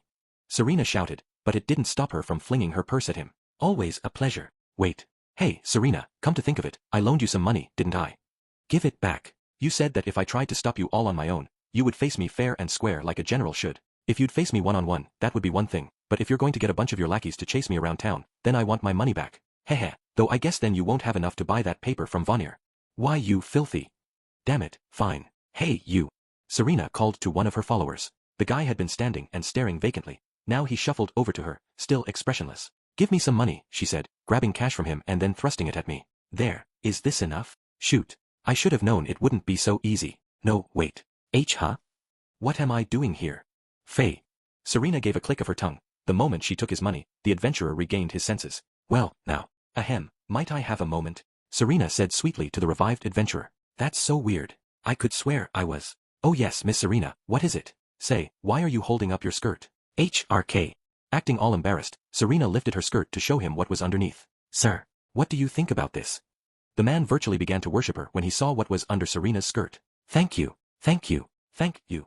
Slowly, his eyes unfocused again. Well, now. Aqua and Wiz began holding a whispered conference. Hey, did you see that? She pretends to be a sweet, innocent priest, but she just did something really lewd. Yuck, what a pervert. My goodness. I always knew Miss Celestina was a bit rough around the edges, but in the short time since I saw her last, she's gotten bold, too. Who's Celestina? Do you know that priest? Serena ignored them completely, studying the now docile adventurer. When she saw me looking at her, she clicked her tongue again and glanced away. All right, Vanir, now you won't get in my way, right? This paper constitutes a contract with me, right? Yes, you may consider it a contract. And we devils never break a contract. So you may relax. Now, my punkish pal. I was starting to get it. If you felt you owed Serena something, then she controlled you. And the way to break out of the puppet state was to repay that debt in whatever form. Just like when the guy had given Serena some money.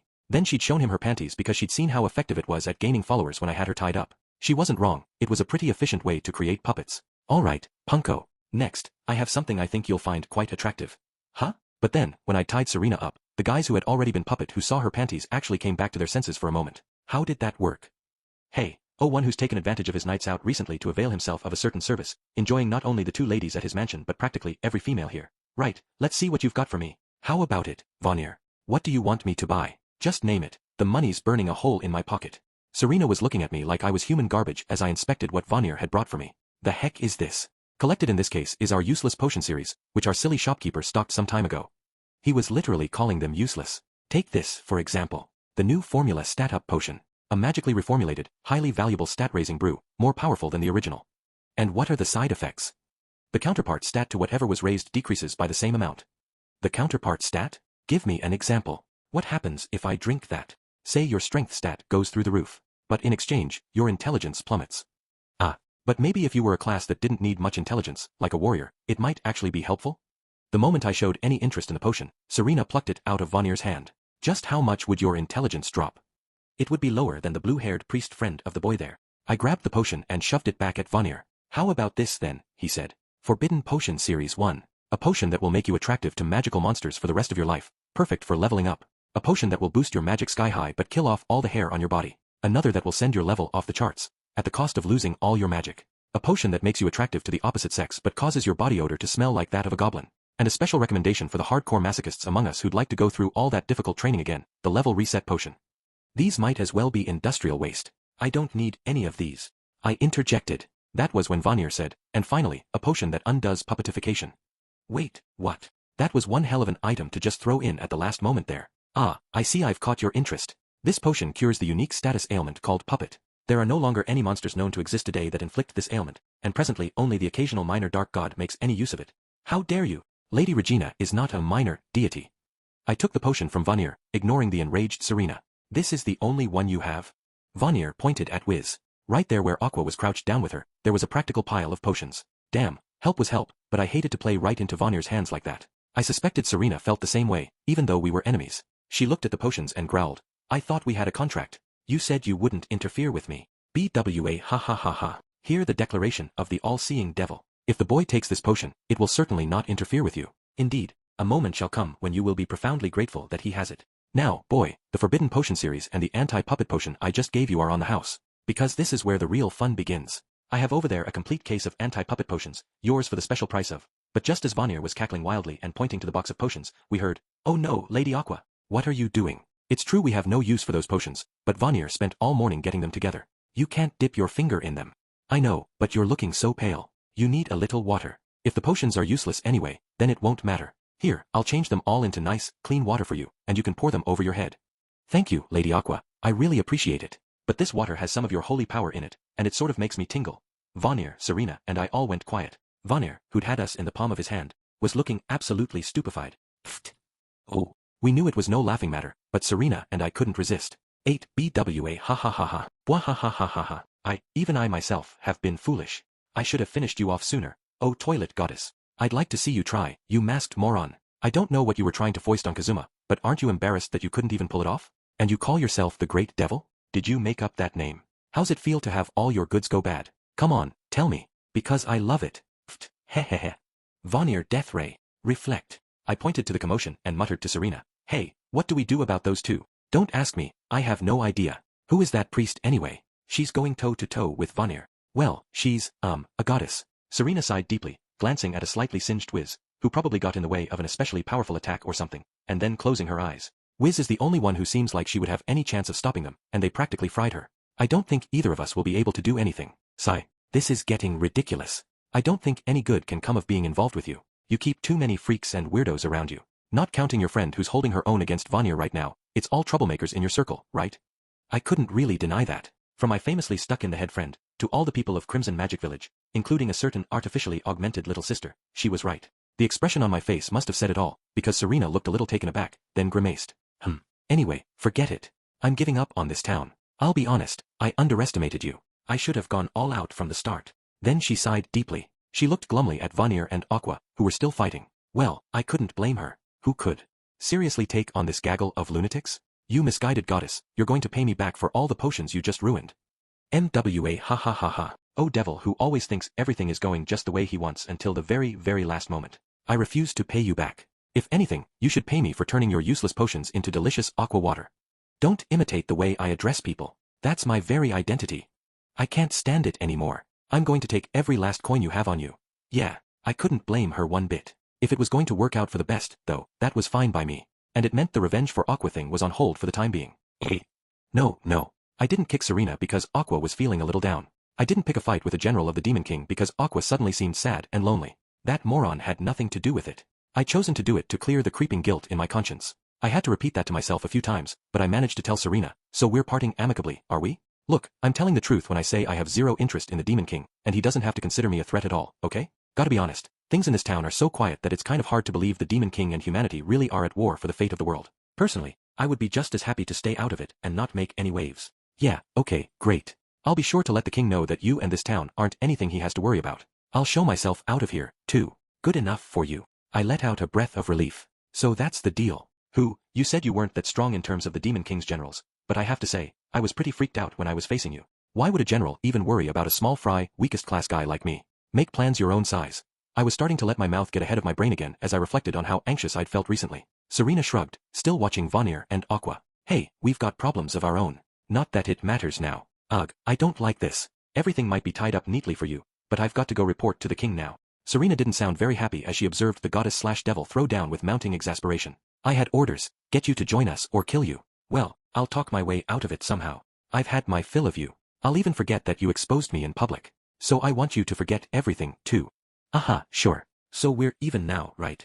Serena pulled something like a pipe and tobacco from the folds of her priestly vestments. She packed some of the tobacco-like stuff into the pipe, then lit it with something that looked very familiar to me. Then she slowly breathed out some smoke. I guess this is the end of the Demon King's pursuit of you. Also, that friend of yours, Megumin, was that her name? There's a bounty on her, too. Want me to get rid of it? What, seriously? When had she managed that? Although she would probably be happy to know the Demon King had put a price on her head. Yeah, please, for sure. Wait, you mean there's no bounty on my head? If there is, get rid of that, too, if the number's very big. Sure, I can take care of that. I'll make certain it's all neat and tidy. Looking a little annoyed, she blew out more smoke, then took another drag on her pipe. Geez. The least you could do is be grateful, she said. She never looked at me though. She just gazed at Aqua and Vanir, still fighting, and took another puff.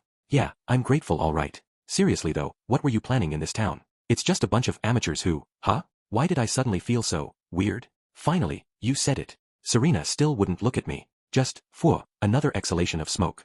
I said it. What did I say? Why did I feel so out of it? Why was my head getting hazy?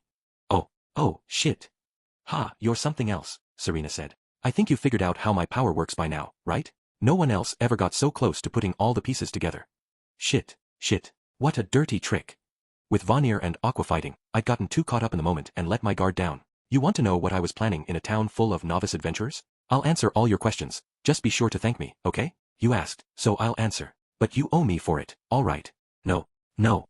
Stop, Pit. Don't say anything else. I don't need to hear any more. The thought boomed in my head, but I just couldn't get my voice to come out. In fact, my body didn't seem to be reacting to my instructions. My movements were slow and weak. No fair, using Wiz as a shield. Hey, she's turning kind of transparent. Then you need only cease unleashing your waves of magical destruction. Oops, it seems I've overdone it. That's my danger signal. If we keep going like this, our shopkeeper will disappear. WH, what do we do? Tell me, what should we do? If I use healing magic, she's a goner. There's sugar water in that bag over there, just douse her with it. Works every time. She'll snap back to life like a rhinoceros beetle, probably. Aqua and Vanir were fussing over Wiz, who was looking a little see-through. Serena finally looked at me. On her lips was a triumphant smile. Know what? It won't be too long before the army is sent to this town. This place is a backwater, though, a long way from the front lines. You can't get an army here by marching it along the byways. So instead, a handful of units are going to teleport in. That should be plenty though, to overwhelm a town full of novices. Stop. Don't tell me this. You know a fallen angel called Duke? He went missing in this town. Oh yeah, I remembered him. He challenged Wiz to a fight, claiming he was going to become a general of the Demon King's army. There's my answer. Did you take him out, too? I got a report from him before he disappeared. He said to be wary of you. That bastard. He didn't need to do that. But I did seem to remember him saying something about Axel being considered an important strategic point. In other words, if this town was attacked, would it be my fault? Okay, I couldn't worry about that right now. If I heard any more than this, I was going to be in real trouble. Hey, don't get the wrong idea, alright? The army's had its eye on this place for a long time now. From back before you really got their attention by taking out all those generals and bounty hunters. Stop. Why is that? I couldn't seem to get my mouth to work when I wanted it to, but now it forced itself open. Even though I knew that hearing more of Serena's secrets would only tighten her puppet strings around me, I couldn't seem to stop myself. Exactly because this town is full of novices, she said. Because this is the first place they go. I may be a general of the Demon King now, but I'm still human. I used to be an adventurer once myself, you know? When I wanted to get my start, where do you think I went? That's right, I came straight here to Axel. Everyone gets their first quest here. It's the town for beginning adventurers. Built specifically where the world's weakest monsters live. In game terms, it's the starter town. If it was supposed to be all beginners and novices, though, why did I feel like my group and I had so much trouble? So here's the question, what if this town for novice adventurers was to disappear? For a complete and utter beginner, even the rusty blade of a goblin, normally considered a nice easy target, is dangerous. And giant toads, which are simple enough to hunt if you get a few people together, live only in this exact area. So if this town disappears, where do novices go to train? Starting to get the picture? With the exception of the Crimson Magic Clan and their weird farming gimmick, every single adventurer worth their salt starts here. They raise their levels, then move on to other towns. At least, everyone does who doesn't have a special reason to stay here. And after that, one way or another, they always end up getting in our way. No, I couldn't listen to this. Now that the guys with the weird names have stopped showing up, if we can get rid of this town, the supply of adventurers will dry up. And the leader of the Demon King's generals, the Demon King's daughter? Pretty soon she'll be commanding a major assault on the stronghold defending the front lines, along with the capital. Betcha, a lot of adventurers will get hurt very badly. They'll all carry on, in the blind faith that more fighting strength is on the way. And when they hear that this town, this incubator for adventurers, is gone, what do you think will happen? Well, I guess their morale would drop, obviously. In a world teeming with monsters, rebuilding a single town could take decades. Arf. My consciousness is slipping away. Had about enough of my story? This power isn't a curse. There isn't a person alive who can resist it. Not even a man of your caliber. But don't worry. If I give an order you really don't want to follow, you can fight it. But doing so will hurt, badly. I know you. You're not just going to go quietly along with my puppeteering, are you? Now, I think I'll have a little fun seeing just how well you can resist my commands. She sounded pretty eager. I finally felt like I couldn't think anything anymore. The last thing I heard was Serena whispering to me, "Bend your ear to me. Isn't there something that smolders deep in your heart? All the humiliation you've endured up to this moment, the outrages, the injustices, the mockery. Bring it to mind. The people of this town don't take you seriously, do they? Don't they make fun of you for being in the weakest class? Aren't you angry with your party members for always slowing you down?" Her words worked their way into my chest. They sounded so lovely. That's right. Ask yourself, why do I always have to clean up their messes? Well, you don't have to put up with it anymore. Throw away the goodness of your heart. Cast aside common decency. Rid yourself of restraint and virtue. Join me in taking revenge. My comrades will reach this town eventually. When they do, you will join my puppets and me in striking from within. Yes, let us have vengeance on the people of this town. Let your former party members know of your wrath. Wiz, are you okay? Hey, do you recognize me? Lady Aqua, and, Vanir? What's the matter? Why are you looking at me from so close? If you lack your memories of the immediate past, then there's no need to recall exactly what happened. It will go well with you if you don't try too hard to recall it. He's right. If you don't remember, I'm sure that's a sign that it's best for you not to. Aqua, crouching beside Wiz, called, "Kazuma, I think it's time for us to go home. I'm scared of darkness and Megumin. While you've been away, they've been moping around the mansion acting like bears in a cave. I need you to come back and make them feel better." Then she came walking toward me. She kept her distance from Serena but reached out to lead me home. I dodged her outstretched hand. She looked at me, befuddled. Serena was watching her, obviously enjoying herself. Her shoulders started to tremble as she tried to hold back her laughter. "This man, you see. He says he never wants to go home to you again. He's my comrade now. Isn't that right, Kazuma? You don't need the potion that cures puppetry anymore, either, do you? Go ahead, tell her." As Lady Serena spoke, I said, "I'm going to become a follower of Regina. I'm going to follow Lady Serena in everything I do from now on. Say goodbye to everyone for me." Lady Serena walked ahead of me, lost in thought. I wondered what was wrong. Was she worried about something? Then she stopped in her tracks and turned back to me. "So, you're my puppet now, aren't you? You'll obey everything I say, right?" Strange that she should ask about something so obviously true. Giving her a serious look like I couldn't imagine why she was asking, I said, "But of course, Lady Serena. For your sake, Lady Serena. If you told me to hold up that heavy-looking chest of yours all day in place of a bra, I would gladly obey." Alright, that's good. I would never order you to do something so stupid though, don't worry. None of my other puppets have offered to become followers of Lady Regina though, so I was just wondering. Guess I'm overthinking it. She continued to look perplexed by me but nonetheless resumed walking. After a moment, her shoulders began shaking, as if she couldn't restrain her joy. "Finally," she whispered, softly enough that only I could hear. "Do you understand what this means, Kazuma? Do you know how long I've waited for this moment? How long I felt suffocated in the Demon King's army, ever since those crimson magic morons kidnapped Lady Regina and sealed her up?" "I don't know, milady." "Then shut up and listen. For some reason, several years ago, Lady Regina's seal was suddenly broken. I thought that would restore my power, but that only happened recently. One day, out of the blue, the power I'd received from Lady Regina came flooding back. She finally gave me her blessing as recompense for all the years I've labored for her. Maybe you were just the only follower of Regina left, Lady Serena. I told you to shut up and listen, don't rain on my parade." After I'd said I would become a follower of Regina, Aqua howled something tearfully, but Lady Serena led me away, and we left Aqua and everyone else behind. Incidentally, I gave Aqua the unpuppetification potion I'd gotten from Vanir in order to stop her crying. She didn't seem to understand what it was, though. Now that I was a respectful and obedient follower of Lady Serena, I didn't need to have such a dangerous thing around. Then Lady Serena told me that, now that she had a superb pawn like me in her possession, she was going to move to a new base. Apparently, she had been even so kind as to weaken her control over her other puppets in order to strengthen her control over me. I guess she had a finite quantity of control or something. Maybe there was even a limit to the number of people she could puppet at one time. The very fact that she was interested in increasing her control over me was a sign of how much she needed my strength and me. As Lady Serena walked ahead of me in high spirits, I decided to take the opportunity to ask something that seemed pressing. "By the way, Lady Serena," I said, "are there any conditions that would free me from being your puppet?" Lady Serena stopped cold at that. "Are you really my puppet? If you are, why would you need to know that?" She didn't look at me, but her voice was hard. "Oh, it's just that on the off chance your control over me should falter, Lady Serena, I would certainly find that most disagreeable. I want to be able to steer clear of anything that might undo this condition." She seemed surprised by how calmly I answered. Finally, she turned and looked at me. Then she took my face in both hands and scrutinized me very, very carefully. "Are you?" "No, I feel Lady Regina's power emanating from you, and very strongly at that. Weird. I wonder if this is, if I made my control too powerful, and the brainwashing is working too well. You're less like a puppet and more like a servant thinking and acting on his own.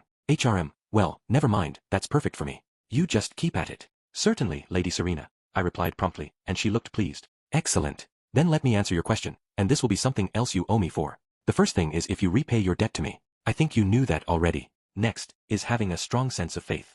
You remember how when you tied me up and exposed my panties, everyone came to their senses for a moment? A particularly fortuitous happenstance, something that makes people give thanks to their own deity for their good fortune, is dangerous. I don't know what god you believe in, but watch out, okay? It's alright, I believe in Lady Regina. If I was to stumble into a sexy situation with you, Lady Serena, like if I walked in on you in the bath, for example, I would give tremendous thanks to Lady Regina. Oh okay. I mean, don't force it, alright? Everyone believes in something, no matter who they are. It doesn't have to be one of the gods. Some people worship devils or even dark gods, but there's always something. Before you came to have faith in Lady Regina, what did you believe in? Nothing. I was non-sectarian. Ha, non-sectarian, nice. Well, if you don't want to say, that's alright. I think we're going to get along just fine, buddy. Buddy. She'd called me, buddy. It inspired me to work even harder for Lady Serena's sake. We were standing in front of an attractive little inn. I think we'll stay here for tonight. Looks a little expensive, but we can indulge every once in a while. Alright, Kazuma, cough up the cash. My reply was immediate. No way. What did you just say? I said I refuse, ma'am. If I was to pay money, that would mean repaying the debt I owe you. I would no longer be your puppet. Why yeah, of course. Wait, but... forget it. Lady Serena, looking somewhat confounded, pulled out her purse. Then she opened it and... Oh, crap, I forgot Vonnier fleeced me again. Kazuma, forget about debts or whatever for the moment and give me some money. I've released several of my other puppets to make my hold over you stronger. Lending me a few coins won't stop you from... We mustn't, Lady Serena. It starts with a few coins, but it'll lead to your undoing. In all the manga and video games I know of, the villain always has a handle on things and then gets lax at the last minute, leading to their defeat. We've got no choice. I'll go try to wheedle some money out of someone. Manga? Video games. Anyway, okay, sounds good. Wait, but wouldn't that mean I was asking you to repay a favor? I left Lady Serena muttering to herself and went over to an adventurer wandering around near the inn. Excuse me, my good sir, but might I have a moment? I hate to say this, but Lady Serena over there is hard up for cash and can't afford a room at the inn. Would you be so kind as to spare some of your abundance for the poor, pitiful Lady Serena, who simply has no idea how to get by in the world? What? I heard Lady Serena exclaim from behind me. The man in front of me, though, got out his wallet without a second thought. Lady Serena's in trouble? Just leave it to me. I can't let poor Lady Serena. Lady Serena. Why am I calling her lady? Anyway, here. Geez, a priest begging for alms. Try to keep it together. Ha, Serena. Oh, you yes, thank you. Lady Serena looked at the ground as if embarrassed. The man gave us some cash and then wandered away. Apparently, he was one of Lady Serena's followers, or had been. Giving us the money just now had released him from his puppet status, but that didn't matter. After all, Lady Serena had me. Oh man, that guy was a pretty capable adventurer. Well, no choice I guess. Let's go, Kazuma. Take that money and pay the nice inn people. Yes, ma'am. Now, before that, I went over to Lady Serena, who was looking tired somehow. Before I paid for the accommodations, I grabbed her ample bosom, and then, without a word, I squeezed. Lady Serena and I looked at each other silently. I continued squeezing her soft breasts. Then Lady Serena abruptly swept my hands away. WHWHWHWH, what the hell? Hey, hold on. What are you doing? Seriously, what are you doing? She shouted, heedless in her panic that anyone might see us. Calm down, please, Lady Serena. People are looking. That's my line. Of course people are looking. What do you think you're doing, just grabbing my breasts out of the blue? She said the strangest things. What are you talking about? I went and got that money for you, didn't I, Lady Serena? In other words, I owed you a little less than before. If I didn't derive some additional benefit from you, my puppetification might have come undone. But you don't have money, my lady. So I figured you could pay me this way. Really? Wait, what? Something's wrong here. That adventurer saw himself as giving the money to me. That caused him to look down on me, and that's why he was freed from my puppeteering, so that basically means I got the money myself. Ha. I ignored Lady Serena. I didn't really understand what she was talking about anyway, and went to pay for our accommodations. I thought I'd really gotten my hands on a trump card, but now I'm starting to wonder. I feel like I hardly know what's going on anymore. Lady Serena sighed and closed her eyes, lying back on the bed. She seemed to be worried about something. I wondered what could be the matter. Poor, tired Lady Serena. Maybe I should rub her shoulders. That sounds very stressful, milady. May I give you a shoulder massage? Would you? That sounds nice, actually. She opened one eye. Hey, what are you doing in my room anyway? She said the strangest things. What a question, ma'am. With that amount of money, I was only able to rent one room. Don't worry about me. I don't mind if the bed is a little small for two. I'm not worried about you. I'm worried about me. What is it with you?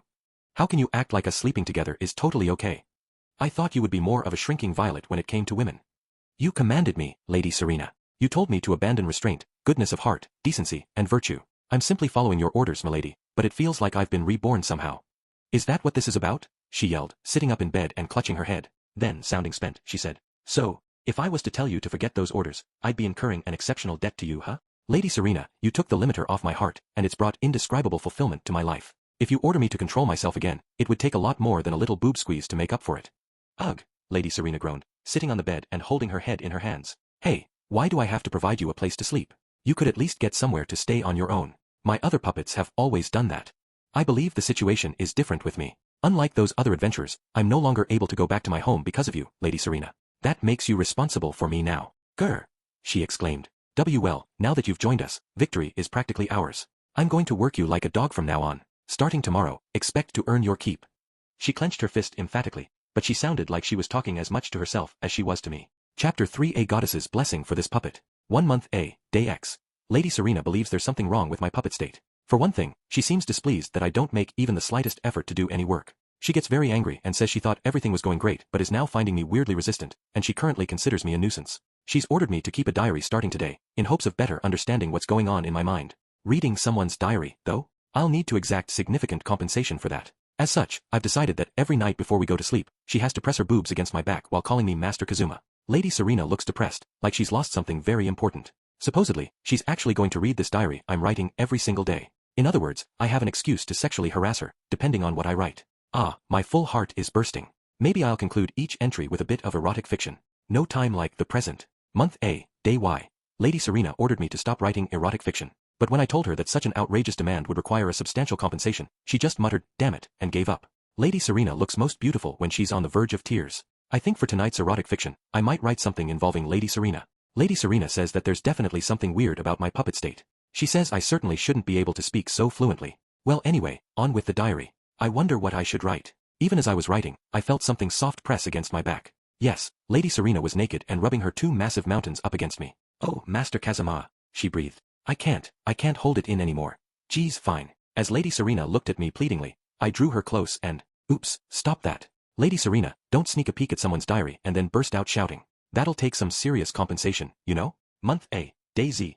Lady Serena, her eyes brimming with tears, said I really must not make her the subject of my erotic fiction. The moment I told her that such an outrageous demand would require substantial compensation, she hit me. The moment she did that, something very strange happened. Lady Serena sustained an injury in the very same place where she had struck me. She panicked, wondering what was going on, but as compensation for hitting me, I said she had to strip down to her underwear, put her hands behind her head, and do 100 squats right in front of me. I heard her mumble, "Damn it," and a few other things, but the sight of Lady Serena squatting until she sweated, her eyes full of tears, was truly gorgeous. I think next time, I'll have her do push-ups. Month B, Day X. Something terrible has happened. It turns out that Lady Serena was connected to the Magyaninen, the ninja machine with a stupid name that I defeated back in Crimson Magic Village. She said she tried to puppet the thing, but it was too powerful for her to control, so instead she turned it loose to wreak havoc. In other words, it was Lady Serena's fault that I got into all that trouble. Wouldn't that constitute a major debt she now owes me? In order to cancel out that debt, I decided to give Lady Serena a good smack on the head. So there was Lady Serena, holding her head and wondering why I'd smashed a fist into it, and there was me, right next to her, also holding my head. Her confused, tearful face was absolutely adorable. Month C, Day X. Lady Serena came home almost in tears today. She'd gone to the guild to try to make more puppets and earn some money, but I guess Vanir had tried to pick a fight with her. He claimed that consultation work was his specialty and that, if she planned to continue in that line of work, he had some ideas for her. It was clearly a threat. Lady Serena doesn't seem quite able to cope with Vanir. He demanded payment for trying to home in on his turf, and she came back penniless once again. Almost breaking down, she said that meant she wouldn't get to eat tonight.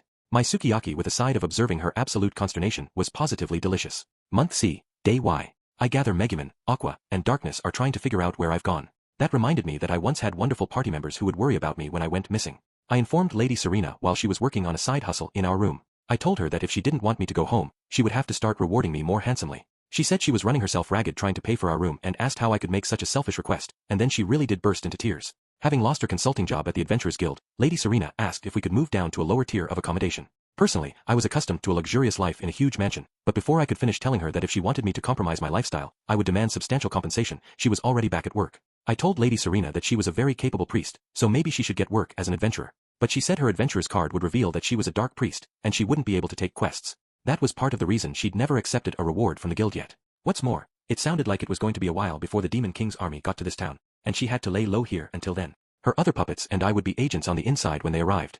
Lady Serena enviously watched me eat my dinner, a piece of the finest grilled meat. Naturally, I couldn't share it with her. If I repaid my debt to her that way, it would nix my puppetification. Instead, I would continue to dig myself deeper and deeper into her debt until I became her trusted right arm. Lady Serena's dinner tonight, incidentally, was a bowl of corn soup. Month D, Day X. A fair amount of time has passed since I started living at this inn with Lady Serena. She's starting to look a little ragged. It must be a lot of work keeping someone like me fed, considering I eat 3 luxurious meals a day. But it was Lady Serena who told me to rid myself of restraint, so there's nothing I can do about it. She keeps borrowing money from her various puppet adventures and thus freeing them from servitude. It now seems I'm the only faithful servant she has left. She had a new gig going where she would show a passing adventurer her panties to puppet them, then ask them for money, but the police got mad at her. They lectured her about the laws regarding adult entertainment venues, then confiscated the money she'd earned. Lady Serena seems to be reaching her limit in more ways than one. I told her she could pay what she owed me with her body, whereupon she asked, "What would I have to do to get you to pay for your own room?" When I gave her a detailed description, though, Lady Serena said the strangest thing. She said she was going to free me from my puppet state and that I should go anywhere else. I remembered something else Lady Serena had said, though. She'd said I could fight orders that I truly didn't want to obey. As I resisted her command with all my might, despite the incredible pain, Lady Serena started acting very odd. When I asked apprehensively what she was doing, she told me she was praying to Lady Regina to forcibly end my puppetification. I think Lady Serena has gone completely insane. Hoping to resist release from puppetification, I prayed as hard as I could to the goddess in whom I now have a profound faith. O most high Lady Regina, grant me power. Month E, Day X. A rock came flying through the window of our room. The culprit was an Axis lady with golden hair who looked vaguely familiar. I guess she didn't like it that Lady Serena, a servant of the goddess Regina, was evangelizing in Axel. Lady Serena rushed out of the inn, red in the face, and tried to chase her down, but she got away by the skin of her teeth. I gather she mocked Lady Serena as being a hussy who gets followers by showing them her panties, and spread unthinkable rumors about her. Every time Lady Serena passed a group of old ladies, they would start whispering, and I think it was starting to get to her. When I asked her what she thought she was doing bringing Lady Regina's name into disrepute, Lady Serena collapsed into tears. She stared at me, feeble and defeated, and I grasped her hand and nodded. The price of comfort is 5,000 heiress or your boobs. Month E, Day X. Lady Serena has started acting very strange lately. She's been giving me all sorts of orders. Orders that seem to take no heed of their price, as if she wants me to be released from my puppet state. Naturally, because I'm a faithful follower of Lady Regina and a dedicated servant of Lady Serena, I haven't hesitated to exact payment via her body. After all, surely it would be a blow to her if my puppet state was to be undone. Lady Serena, appearing somehow tired from my gentlemanly sexual harassment, says she has somewhere to take me tomorrow. Maybe she means to cross the final frontier with me? I don't think I can sleep through the anticipation. I'd better wash up for tomorrow, just in case. 2. Lady Serena looked up from my diary, then closed it and let out a small sigh. I'm considering returning you to that priest and her friends.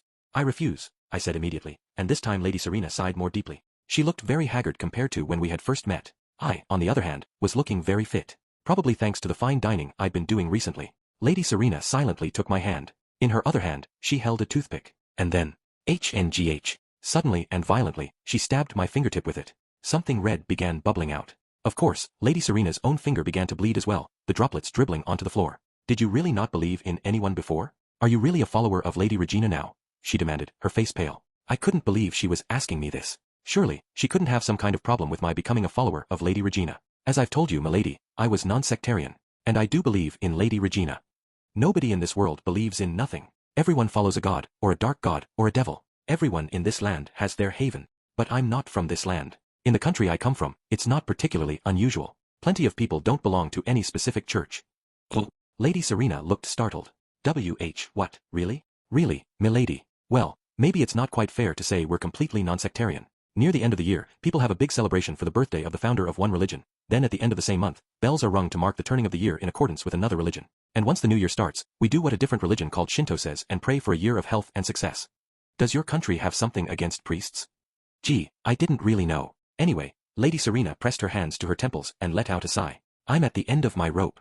I just want to know how to free you from your puppet state. If I try to repay your debt to me, you stop me. And if I order you to get out of this room, that's when you endure the pain of resisting my commands. So I thought about trying to kill you, but now that you're a follower of Lady Regina, you've got the curse of vengeance. What a thing to do to a devoted Regina follower like me. God damn it. Lady Serena exclaimed. What do I do? What do I do? Tell me, how can I get you away from me? You ordered me to follow you, Lady Serena, and now I believe my relationships with my former party members are in tatters. If you don't take responsibility and look after me for the rest of my life. I'm not hearing this. I can't hear you. Wait, that's it. Listen, when Vanir gave you that forbidden potion set, he gave you a single depupetification brew, too, didn't he? Whatever happened to that? She demanded, clinging to me, practically in tears. As I recalled, I believe I gave it to one of my party members, a priest called Aqua who has the ability to change any liquid into pure water. Gah! Of all the luck, of all the powers, why would you give it to someone who can do that? Lady Serena raced out of the room as fast as she could, tears flowing from her eyes. I could hear her saying, how did this happen? Everything was going so well. Where did I go wrong? How did I screw up? Damn it all, I was so close. I'd puppet so many of the adventurers in this town that everything was almost ready. Where did I go wrong? I trotted after her. It's all right, Lady Serena. You still have me, don't you? You're the whole problem. Suddenly, she snapped. You. You don't listen to a damn word I say, you just ask and demand and take. Erg. HNGGGH. Lady Serena, if you choke me, you won't be able to breathe either. Lady Serena let me go when she finally couldn't take the suffocation anymore. Damn it. Shit. Why? How can you enter a religion so easily? You're supposed to think long and hard about which god to follow. It's supposed to be for life. She pounded my chest with her fist and slumped to the ground. Her voice was shaking. Was she crying? But, milady, there were so many religions where I used to live. In fact, in my country, it was said there were 8 million gods. So of course, it's not that hard to become a believer. I've even heard of a church in one country that worships a flying spaghetti monster. I hate your stupid country. I hate it. Lady Serena sat on the ground, covering her face with her hands. I lifted the hem of her skirt. I had to get compensation for her strangling me, of course. You sure do like black, don't you, ma'am? I commented. Arf. Lady Serena leaped up, her eyes full of tears as she batted my hand away from her skirt. We're going to your mansion. I know you'll tag along even if I order you not to, so come on. Is that an order? If so, I'm going to require compensation. Then don't come. Are you telling me to stay here all alone? In that case, I'll need a proper apology and compensation for so cruelly making me lonely. Stop talking. Just stop talking. Everything you say makes me doubt my sanity. Lady Serena was shouting now, not caring that people were looking. Finally, she dashed off toward my former house. People tended to look at Lady Serena rather balefully these days. After all the strange things she had done, rumors were spreading of a perverted woman who went around showing her panties to people. I didn't know how the situation had come to be like this, but I felt bad for her. She rushed through town, making no effort at all to hide herself or what she was doing, until at last she arrived at the mansion I once knew so well. Without even stopping to catch her breath, she pounded on the door. Open up. I know you're in there. Open this door. I'm returning your beloved party member to you. There was no answer. I guess they were out. Damn it all. Of all the times. Come on, let's go. They must be at the guild or something. Lady Serena said and then stalked off. As I trotted after her, I happened to glance back at the house. It looked so big and, with nobody home, so empty. Looking at it, I thought I felt a little tug on my heartstrings. Hey, what are you dawdling for? I need you with me or there's no point. Pick up the pace. Serena snapped. Sheesh, first stay behind, then hurry up and come with her. She must be a very busy person. She changes her mind every 2 seconds. I looked back at the mansion just once more. I said hurry up. I swear, I don't understand why you never ever listen to me.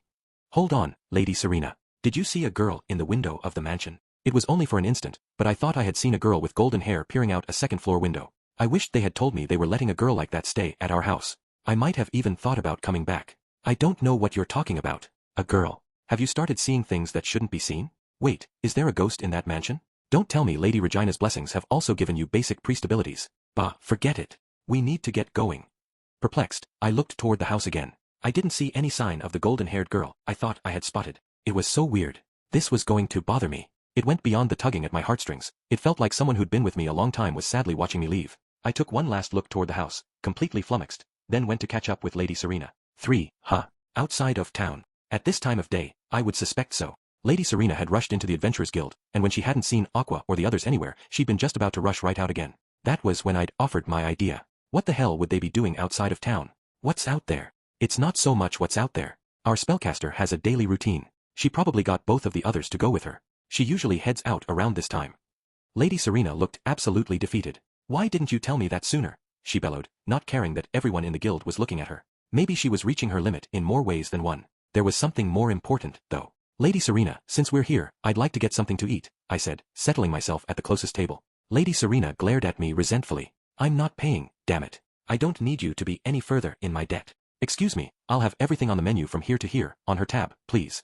I said I'm not paying, damn you. I'm not going to pay for your stupid, I'll just have, water please. Lady Serena tried to put on a decent front for the server. It seemed a little late for that, but then she resumed fidgeting. Listen.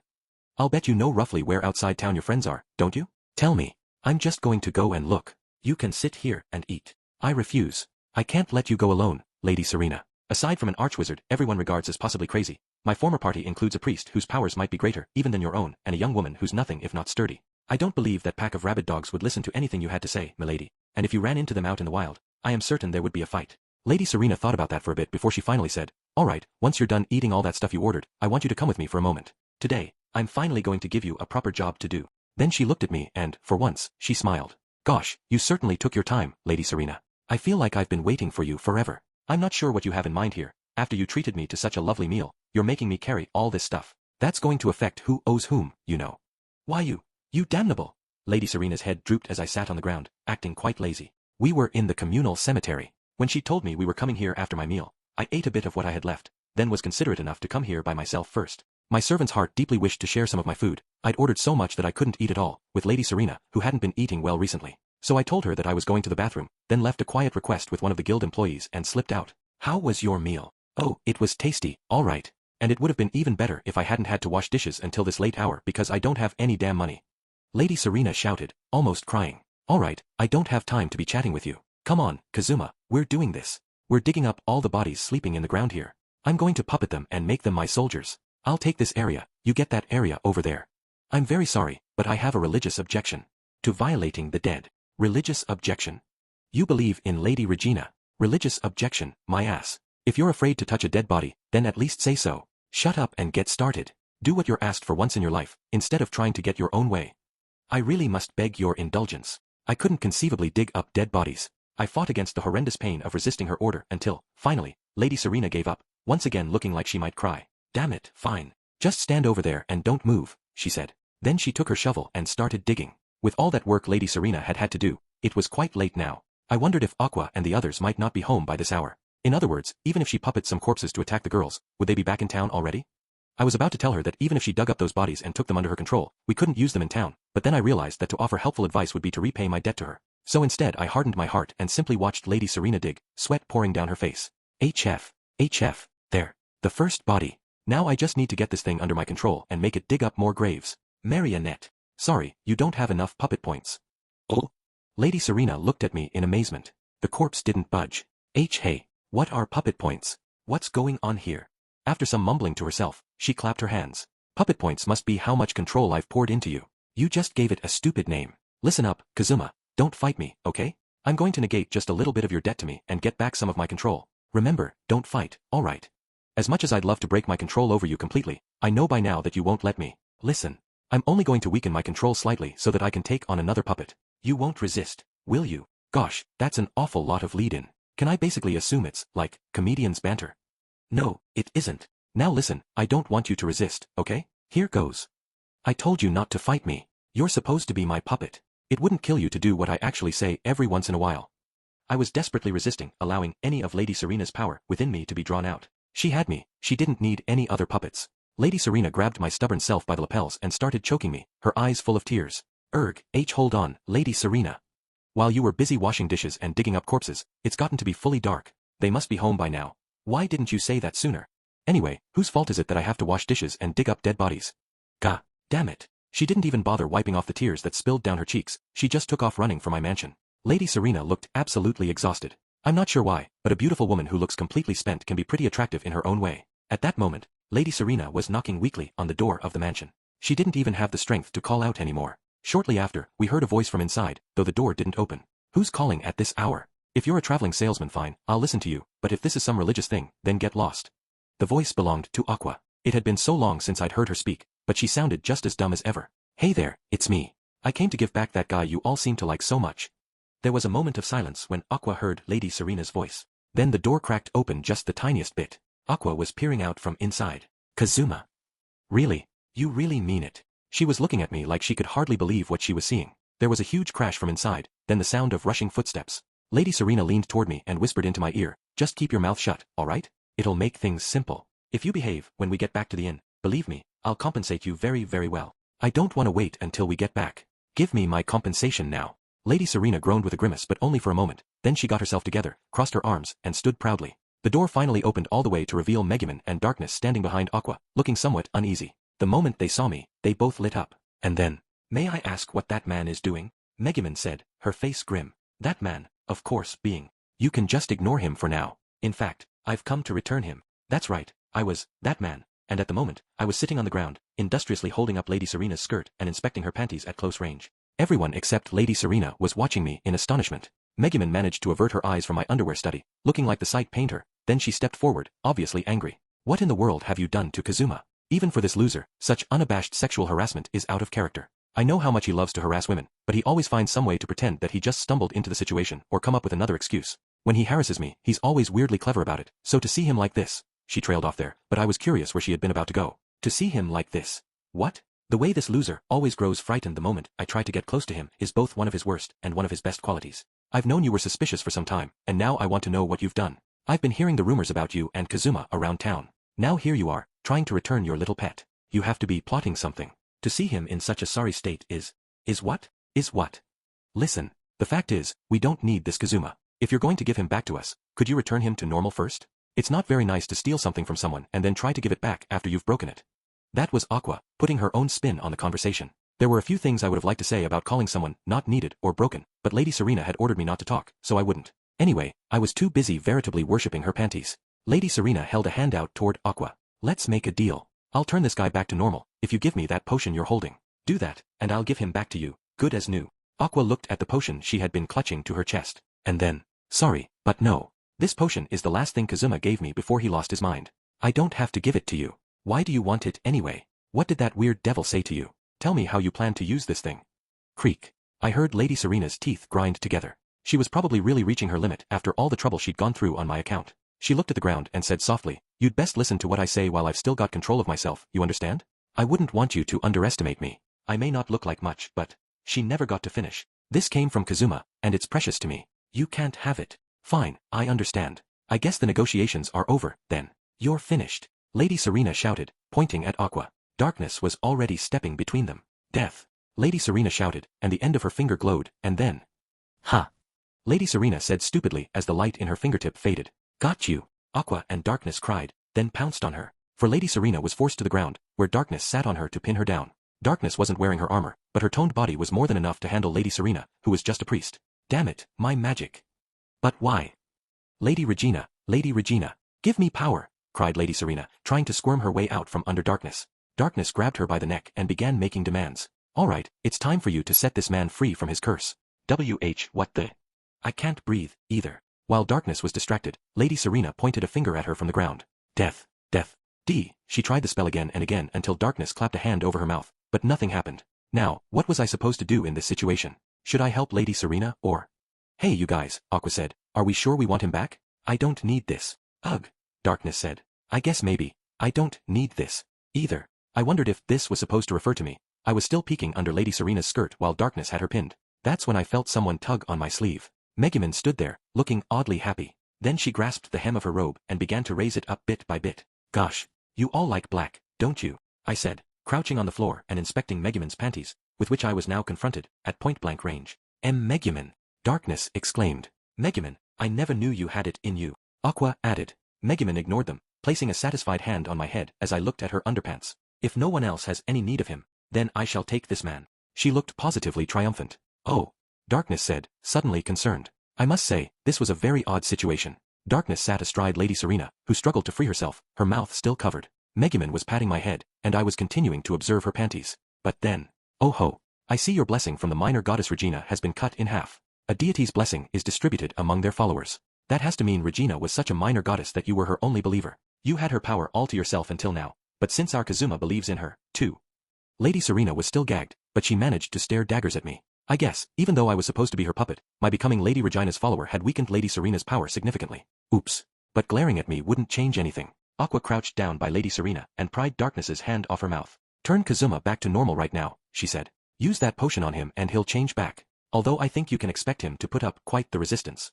Lady Serena sounded absolutely exhausted. What was going on here? How should I, Lady Serena's loyal servant, act at this moment?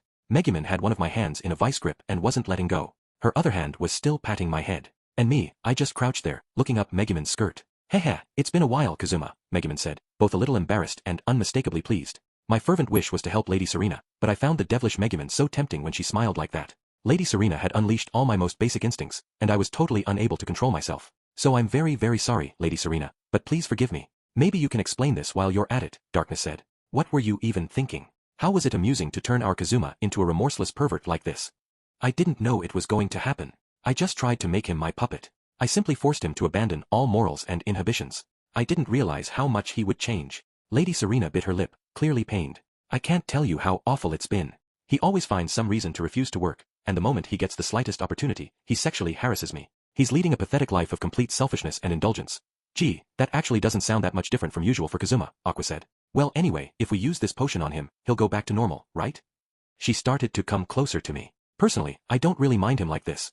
Megumin was blushing a little as I continued to study her panties. She also had a firm grip on my hand so I couldn't get away. If she really was all right with me being this way, then she would let go of me. Aqua approached cautiously. All right, Kazuma, I'm going to turn you back to normal now, so just be a good boy, okay?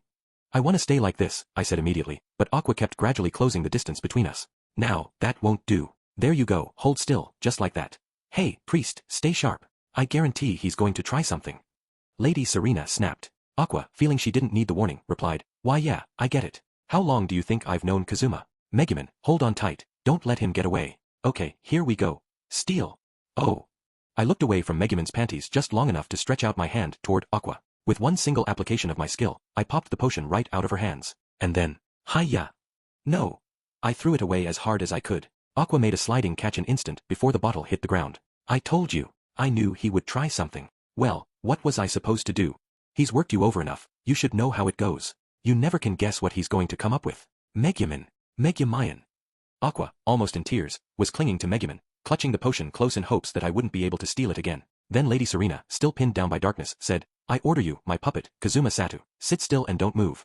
Okay, I have no choice, Megumin said. I'm pretty happy with you the way you are now, but, here, Kazuma, I'm going to give you a great big hug. Just stay, still. Hey, don't struggle, hold still. Aqua, quick. He's nuzzling my chest. Megumin, hold on to him. Don't let him turn this way. While my face was buried in Megumin's chest, I felt something cold running down the back of my head. No sooner had it happened than I felt something leave my body. No, stop. I want to stay the way I am. There were still things I wanted to do to Lady Serena. Things I can only do with the power of Lady Regina, the goddess of revenge. Ha! Why did I need the goddess of revenge again? For that matter, Lady Serena? Why was I thinking of a general of the Demon King in those honorifics? And why was I suddenly a fervent believer in some goddess I hardly knew anything about? Ah, so that was it. The moment before Serena put me under her control, I remember swearing that I would have my revenge on the general of the Demon King who'd hurt my useless goddess. 5. Kazuma, how are you feeling? Are you better? Someone was slapping my cheeks. I raised my head to find myself looking into Megumin's eyes. Oi. I think a stronger hug would have made a few things better. Yep, he's back to normal. Alright. Hey, I know you're fixed now, so get away from me. Megumin peeled me off her, and I had no choice but to stand up. For some reason, I still felt like I was in a dream. One where I was serving the most wonderful goddess. Oh well, I had always basically been non-sectarian. Kazuma, are you alright? Aqua asked. If you're so desperate to serve a deity that you would resort to worshipping Regina, a goddess so minor that I've hardly ever heard of her, then I think you'd be better off worshipping me. There are lots of benefits. For example, I can improve that awful handwriting of yours so it's beautiful and flowing. Pass. Why do you think I would worship a minor goddess anyway? Wait, huh? Why had I done that? I don't know, you tell me. Geez, I have no idea. I found that unsettling, but now wasn't the time to worry about it. Hey, I see you're back to normal, said Serena, who was stretched out on the ground with darkness still on top of her. The question was what to do with her now. You're a tough one to get rid of, I said. Any chance you'd just let me go, then? Heck, we even lived together for a while, right? I think the best option for both of us is to go our separate ways. She was trying to sound casual and had both her arms outstretched. She knew perfectly well that I couldn't do anything to her. Even something like take her to the police. Gee, this left me feeling extremely uneasy and not at all like anything had been resolved. Well maybe, knowing that Aqua could bring me back to life even if the curse of revenge killed me, we could take her somewhere way outside of town, and I could, nah. I didn't have it in me to kill anyone. If I had that kind of nerve, I never would have earned the nickname loser. So maybe we could wrap her in a carpet and leave her in a dungeon somewhere. No, that would be like indirect murder. Dang, you live with someone for a little while, and you start having all sorts of complex feelings about them. But just letting her go didn't seem like a plan, either. I can see you're agonizing. Think of it this way, Kazuma. Does letting me go actually do you any harm? If you set me free, I bet they'd reconsider attacking this town. Believe me, I've had enough of being anywhere remotely close to where you are. That's the truth. Then there's Wiz, a general of the Demon King in name only. And Vanir, too. If we attack Axel, who knows what'll happen to that addled pair. I can go back to the castle and put a stop to that plan. You let me go, and I don't touch this town. How about it? A proper bargain this time. Serena had a slight smile on her face, as if she could see everything I was thinking about. From her perch atop Serena, Darkness asked, Kazuma, who exactly is this woman anyway? Does she have some connection to the Demon King? If it's to keep the people of this town safe, then I'll kill her if you tell me to. I grabbed her shoulders before she could say something even more ridiculous.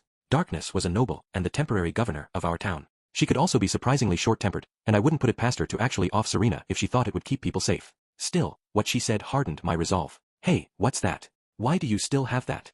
Serena said, her face tightening when she saw what I was holding. Sorry, Serena. There won't be any bargaining. Believe me, this is going to hurt me as much as it hurts you. Literally. I pulled out Vanir's forbidden potion set from my bag. They all had terrible, ridiculous effects, but I seem to remember that one of them would reset the level of the imbiber. I was always leaning on my friends for help. But this one time, I would see this through to the end all by myself. Using this potion on Serena would presumably invoke Regina's curse of vengeance and cause my level to be reset, too. What do you think you're doing? Come on, Kazuma, don't. We shared a room together, didn't we? Make the smart choice and let me go. But then, one of us was a general of the Demon King and one of us was a NET who belonged to the weakest class. Getting sent back to level 1 was going to be a lot worse for one of us than the other. I pulled out the level reset potion and knelt down by Serena. Sorry, but maybe we could both start fresh. Oh? Serena started thrashing then, but darkness slammed a fist into her stomach. HRGH. HNGH. WH, what the hell? Hey, Kazuma, when I punched this lady, I felt it in my own stomach. Yeah, any damage done to her gets suffered by the attacker as well, I said quietly. Don't even think about trying to kill her. Apparently, killing her would call down a curse that would cause a mass death. I see, Megumin said. So that's why you went unconscious when you kicked her. She was nodding to herself. Without a word, darkness, for some reason, pinched Serena's cheek. Ew, ow, ow. Why would you do that? Serena demanded. HRN. I know you're hiding something. Come on, spit it out. You can't fool me. HF, HFF. Oh ow, that hurts. HNNGH. But pain such as this is hardly enough to best me. Hiding something. Kazuma knows pretty much the entire story. Ouch, stop that. I promise you, there's really nothing else besides what I told him. Ow, stop it. I know this pain has to be coming back at you. Stop already. Serena tried desperately to shove away darkness, who had begun a very special form of one-person play using Regina's blessing. As for me, I held the potion in my hand. Hey, Kazuma, would you make this lady stop? Whoa, hold on now, stay back. You know your own level's going to plummet, right? Think about it, what do you gain from dropping me to level 1? Stop and think already. I tilted the bottle toward the panicking Serena. I'll just take my time and level back up. I hit the level cap pretty quickly anyway. I've got plenty of money to keep me living large, so there's no rush. Your faithful servant will accompany you to the bitter end. Lady Serena. Let's go back to square one, together. Serena, frowning hard, grabbed Darkness's hand as our crusader tried to pinch her cheek again. You really are the most dangerous thing for the Demon King's army. You're giving me too much credit. I'm going to live the easy life from now on. If you ever make it back to the Demon King's castle, give him my regards. I was sort of kidding, but Serena ignored me. Instead, she pointed her finger at me. What did she think she was doing? Oh, I guess I can't let you live after all. With you back to normal, I'm Lady Regina's only follower again, and that means I've got my power back. Goodbye, my selfish puppet. I tried to grab her arm, and Darkness tried to clap a hand over her mouth, but Serena was too fast. Death. Chapter 4A Calling for this Adventurer. 1. Welcome home, my dear, beloved husband. I opened my eyes to find myself in a very familiar white room, with Lady Eris standing there grinning at me. You look like you're having fun, milady. Doesn't it kind of freshen things up? I know coming here is nothing new for you these days. I apologize, though. It was inappropriate of me to ignore how unhappy you are. She smiled, but there was a hint of pain in it. Say it again, I said. No, I don't think I will, even though I started it. Gee, and she was always so full of spunk when she was the chief. So, what happened to, after she cast death on me? Darkness snapped and started beating the crap out of her, and now they're both unconscious. My senior goddess is busy resurrecting you. As for Megumin, since she tied up that Demon King's general nice and tight, she's been tending to Darkness. What I'm saying is, don't worry. Everyone's fine, okay? Then Lady Eris smiled at me, and I felt my heart grow lighter. All I needed to do now was have Aqua resurrect me, and then I could get down to business. Honestly, it sucked being level 1 again, but I figured it was the best way to render Serena powerless. I'd had a few other ideas, but I really wanted to wrap things up on my own. Feeling a little better about the situation, I sat down and hugged my knees to my chest. Man, it had been a while since I last died. I knew life just tended to be nasty, brutish, and short in this world for weaklings like me, but I couldn't help wondering if there was anything at all I could do about that. It was depressing to drop dead so easily. The biggest problem was that my resistance to coming here was gradually eroding.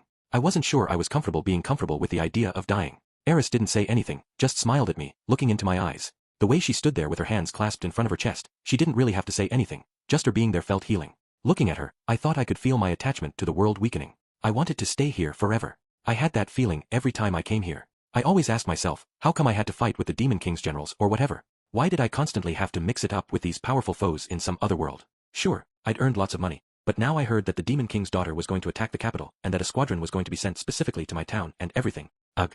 I was feeling awfully depressed. Maybe that was just a side effect of dying. But no, I had to get back. Right now, the only person who knew about the assault on the capital or the group coming to Axel was me. And even though I'd brought down Serena's level, I'd reset mine, too. Sigh. That was the most I could muster when I thought about what was coming. Lady Eris looked at me, sitting there and sighing, with some worry. Are you all right? No, of course not, I guess. You are dead, after all.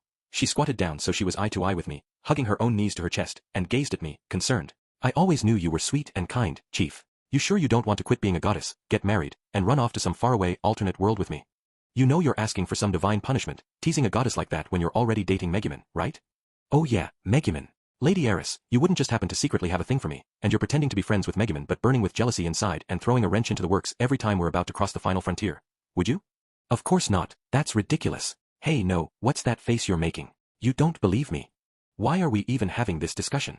My poor, battered heart started to feel better just having the opportunity to tease Lady Eris a little. Kazuma, everything's ready on our end, so come home. The moment was spoiled when we heard the voice of the most useless goddess I knew, exercising her one talent as usual, the ability to be completely oblivious to a mood.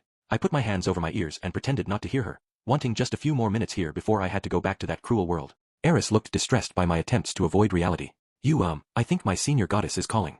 You. Not that I don't sympathize, but dying left and right like this is seriously depressing, and knowing I'll probably just die again is even worse. I'm beginning to think it might be better to start a fresh, new life and try it all over again. Goodness! Eris continued to hug her knees, still looking alarmed. I guess that makes sense. Normally, dying even once is quite a shock. But in your case, Kazuma, your deaths have all been easy, so the emotional shock has been minimal. Then she had a quiet smile on her face. She tilted her head inquisitively and said, haven't you made a lot of wonderful friends and memories in this world, though? Aren't there still things you want to do? Come on, try to think back to those pleasant days. That prompted me to think about everything I had done and experienced in this other world. I remembered how Aqua and I had worked with our hands and slept in the stables when we first got here. All the debt I'd been saddled with for the stupidest reasons. Party members who caused nothing but trouble and always needed me to clean up their messes. A town full of weirdos, freaks, and jerkwads. And all the times I had died as a result. I'd come this close to getting in good with my party members, yet somehow I'd managed to end my life without ever crossing that final line. Yeah, I think being reborn is the best option.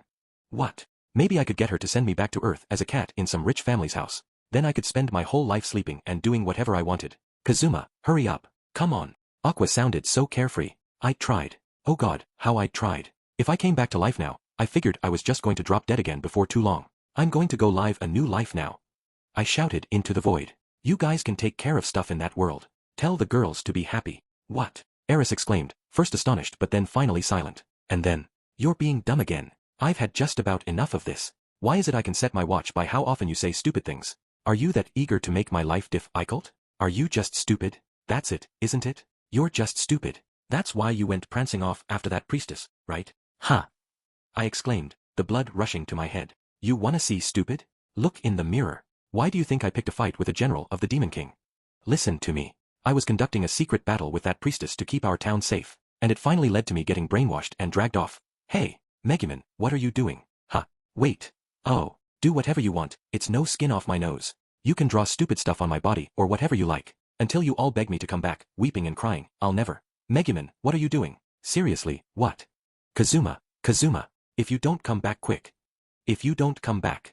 And no, they weren't going to pull the wool over my eyes, and they weren't going to suck me in with their little games. It didn't matter to me what they did with my corpse at this point. Empty threats. Kazuma, Megumin is. She says she's going to take your first time. She's trying to do something absolutely unspeakable. You know, all day I've been wondering what's gotten into her. Damn her and her feminine wiles. When she saw me hug my knees and start mumbling to myself, Lady Eris's look became colder somehow. Crap, if I don't go back, I'm going to miss the very moment when I finally become an adult. But if I do go back, it'll only prove that I'm an easy guy Megumin can manipulate with a honeypot trap. No, but... Megumin, Aqua said, I don't think Kazuma can cope with something so big for his very first time. Stop, he's gonna break. That's the first Megumin was talking about? Don't do that, Megumin. That's for eating. You can't do that with it. You'll earn divine retribution. Stop her. Aqua, I'm coming. Just stop her. Ah, Megumin, and no more. We're out of time. Kazuma said he's coming home. Quick, pull his pants back up. I jumped to my feet. Okay, Lady Eris, I'm in a hurry, so I guess this is goodbye. I raced for the familiar door. Why yes, farewell. Oh, Kazuma, I'm sorry. I know you're in such a hurry, but there's something extremely important I have to tell you. What now? We've had all the time in the world, and you waited until now. When I get back to the mortal plane, incarnate yourself as the chief and tell me then. Why do you always act so manly, Megumin? Come on, we have to get rid of the evidence before Kazuma comes back. Starting to feel sick with anxiety, I turned back to Eris. She looked at me apologetically. The truth is, this world is now. Megumin, we're supposed to put them on, not pull them off. Stop that, there's no more time. I'm sorry, Lady Eris, but I don't think I can process what you're saying right now. Aqua, stop her. I'll give you some pocket change later, just get her to stop. Aqua's voice, coming down at us from the sky, made it impossible to maintain a serious atmosphere. Oh no, she's seen so many parts of you she shouldn't see. Arg, Megumin, no, don't. Don't give up. Listen to me, Aqua, don't you throw in the towel. Keep fighting. I'm on my way. Eris, red-faced, shouted as fast as she could, "This world is in real danger. If things keep going this way, there's a very serious possibility humanity will be wiped out by the Demon King's army. I'm begging you, listen to me." When I opened my eyes, Aqua was peering down at me. "Oh, Kazuma. Welcome back. That was a close one." Welcome back," Megumin said, her face flushed and her breath a bit ragged. She was hiding something behind her back. The moment our eyes met, she looked away. My pants were in a sorry state, they'd obviously been pulled up in an awful hurry. Aqua and Megumin weren't moving a muscle. Serena and Darkness lay on the floor, still out cold. "Oh okay then, I'll just go back to helping Darkness," Megumin said, and then she scuttled away from me as if she was fleeing. I watched her go, then turned toward Aqua, who still looked a little uneasy. "Hey, Aqua." "Yes, what?" I stopped her, okay? She and we definitely didn't do a close study of little Kazuma, okay? Damn them. I finally got myself together and said, "You mentioned going back home to the heavenly realm. Still up for that?" Kazuma, wake up. It's morning. Come on, quick. Hurry and get up." It was the next day. Aqua burst into my room without so much as a knock, shouting as usual. When I finally convinced myself to peek from under the covers, I could see it was hardly even light out. "What time is it?" "It's almost 5 o'clock, silly. That's way too early." I squirmed back under my blanket, but Aqua launched herself at me. "What, are you trying to go back to sleep? Come on, get up, get up. You need to get ready so we can go on a quest and level you up." "Gimme a break. I was bar hopping all last night, so the plan today is to sleep until nighttime. We were celebrating defeating a general of the Demon King yesterday. The day before, I'd told Aqua what Eris had told me. My plan had worked perfectly. Serena and I both found ourselves back at level 1. We'd handed Serena over to the police, and I told them everything I had learned. In her weakened state, Serena wouldn't be able to cast any powerful curses on anyone. The chief of police said something about finally being able to squeeze some answers out of Serena. She was also going to make sure that the capital knew about the Demon King's daughter's attack and that we would be ready for anything they tried to pull in Axel. Finally, we were told that there was going to be a big bounty in it for us for having captured a general of the Demon King and having nixed her plans before anything happened. When it came to me personally though, stuck back at the very first level, there wasn't much I could do. I couldn't help at the capital, and I had done all I could about Serena's plan to puppet powerful adventurers and use them as a fifth column in an attack on Axel. With that plan foiled, I doubted the Demon King's forces would be able to take the town. Without Serena's leadership, the attack might even fall apart entirely. All of which meant I could relax. I'd spent the day before celebrating, drinking late into the night. But now Aqua was perched on my bed, smacking me and shouting, "Wake up, wake up! Come on, hurry. This is for humanity. This is for the future. We have to go stop the Demon King." Stop the Demon King. There was a reason she wouldn't shut up about that ridiculous idea, wasn't there? That's right, it had to do with what Eris had said to me. "Don't worry about the Demon King," I said. "One of these days, a hero chosen by some goddess will take care of him. Good night now. We have a perfectly good goddess right here, and I hereby certify you as that hero, so get up and let's go." Eris had told me this world was in danger. It had to do with something Serena had mentioned, too, the lack of new hero candidates. Heroes with cheats had been coming here from Japan. Sending them had been Aqua's job, but when that angel started covering for her, somehow they just couldn't get anyone over here. Part of it was that the angels were very serious about their morals. When they tried to enlist someone to come here, they completely refused to sugarcoat it at all. No lies were told. They were completely honest about what had happened to the other Japanese people who'd come over here, anticipated survival rates, side effects of learning the local language, and exactly how tough life could be around these parts. They spelled out every detail. In other words, it turned out that this lackadaisical goddess was exactly who they'd needed to run what amounted to a scam hero thing. "You sent us all over here without even telling us what we were getting into," I said. "I'm going to sleep till noon, just to spite you. You always sleep till noon. Come on, I'm asking you as a goddess. How can you refuse a deity of peerless beauty, begging you with tears in her eyes?"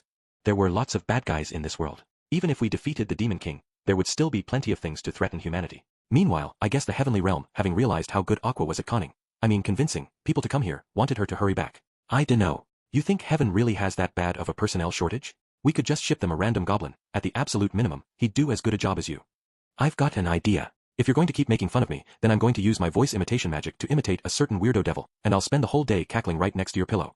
It might have been one thing before my level dropped, way back when I hadn't known Aqua very well and had been eager to get her out of my party. But now that we were in a nice, stable situation, why should I go and take out the Demon King? The whole idea was ridiculous. Sheer luck, coincidence piled on coincidence, was the only reason I'd been able to foil Serena's plan. She'd said she was the weakest of all the king's generals, and she still killed me at the very end. With all that, I was supposed to go fight the Demon King, who was holed up in a castle surrounded by powerful minions. That was probably the stupidest thing I'd ever heard. I poked just my head out from under my covers, which Aqua was still pounding on. This is the Demon King we're talking about, okay? There's no way I could take him on. Do you really think that highly of me? Do I really look to you like a man who can defeat the Demon King? Of course not. There's no way. I'm not that jaded. What a jerk. Well, what then? Even if we did raise my level, we'd probably get eaten by some monster on our way to the castle. And if we somehow made it, the king's army would make me their punching bag, and that would be it. You, Darkness, and Megumin would be captured by the Demon King and subjected to the most awful fates imaginable. The kind of thing only Darkness could enjoy, know what I mean? Of course I understand all that. I do have a plan. All you need to do is reach a decent level and then get close to the Demon King's castle. Oh, you've really got a plan? Let me in on it. Don't mind if I do. So step 1 is to go to the Demon King's castle, okay? Then, when we get there. Now, they say there's an enchanted barrier around the castle, right? One put there by the king's generals.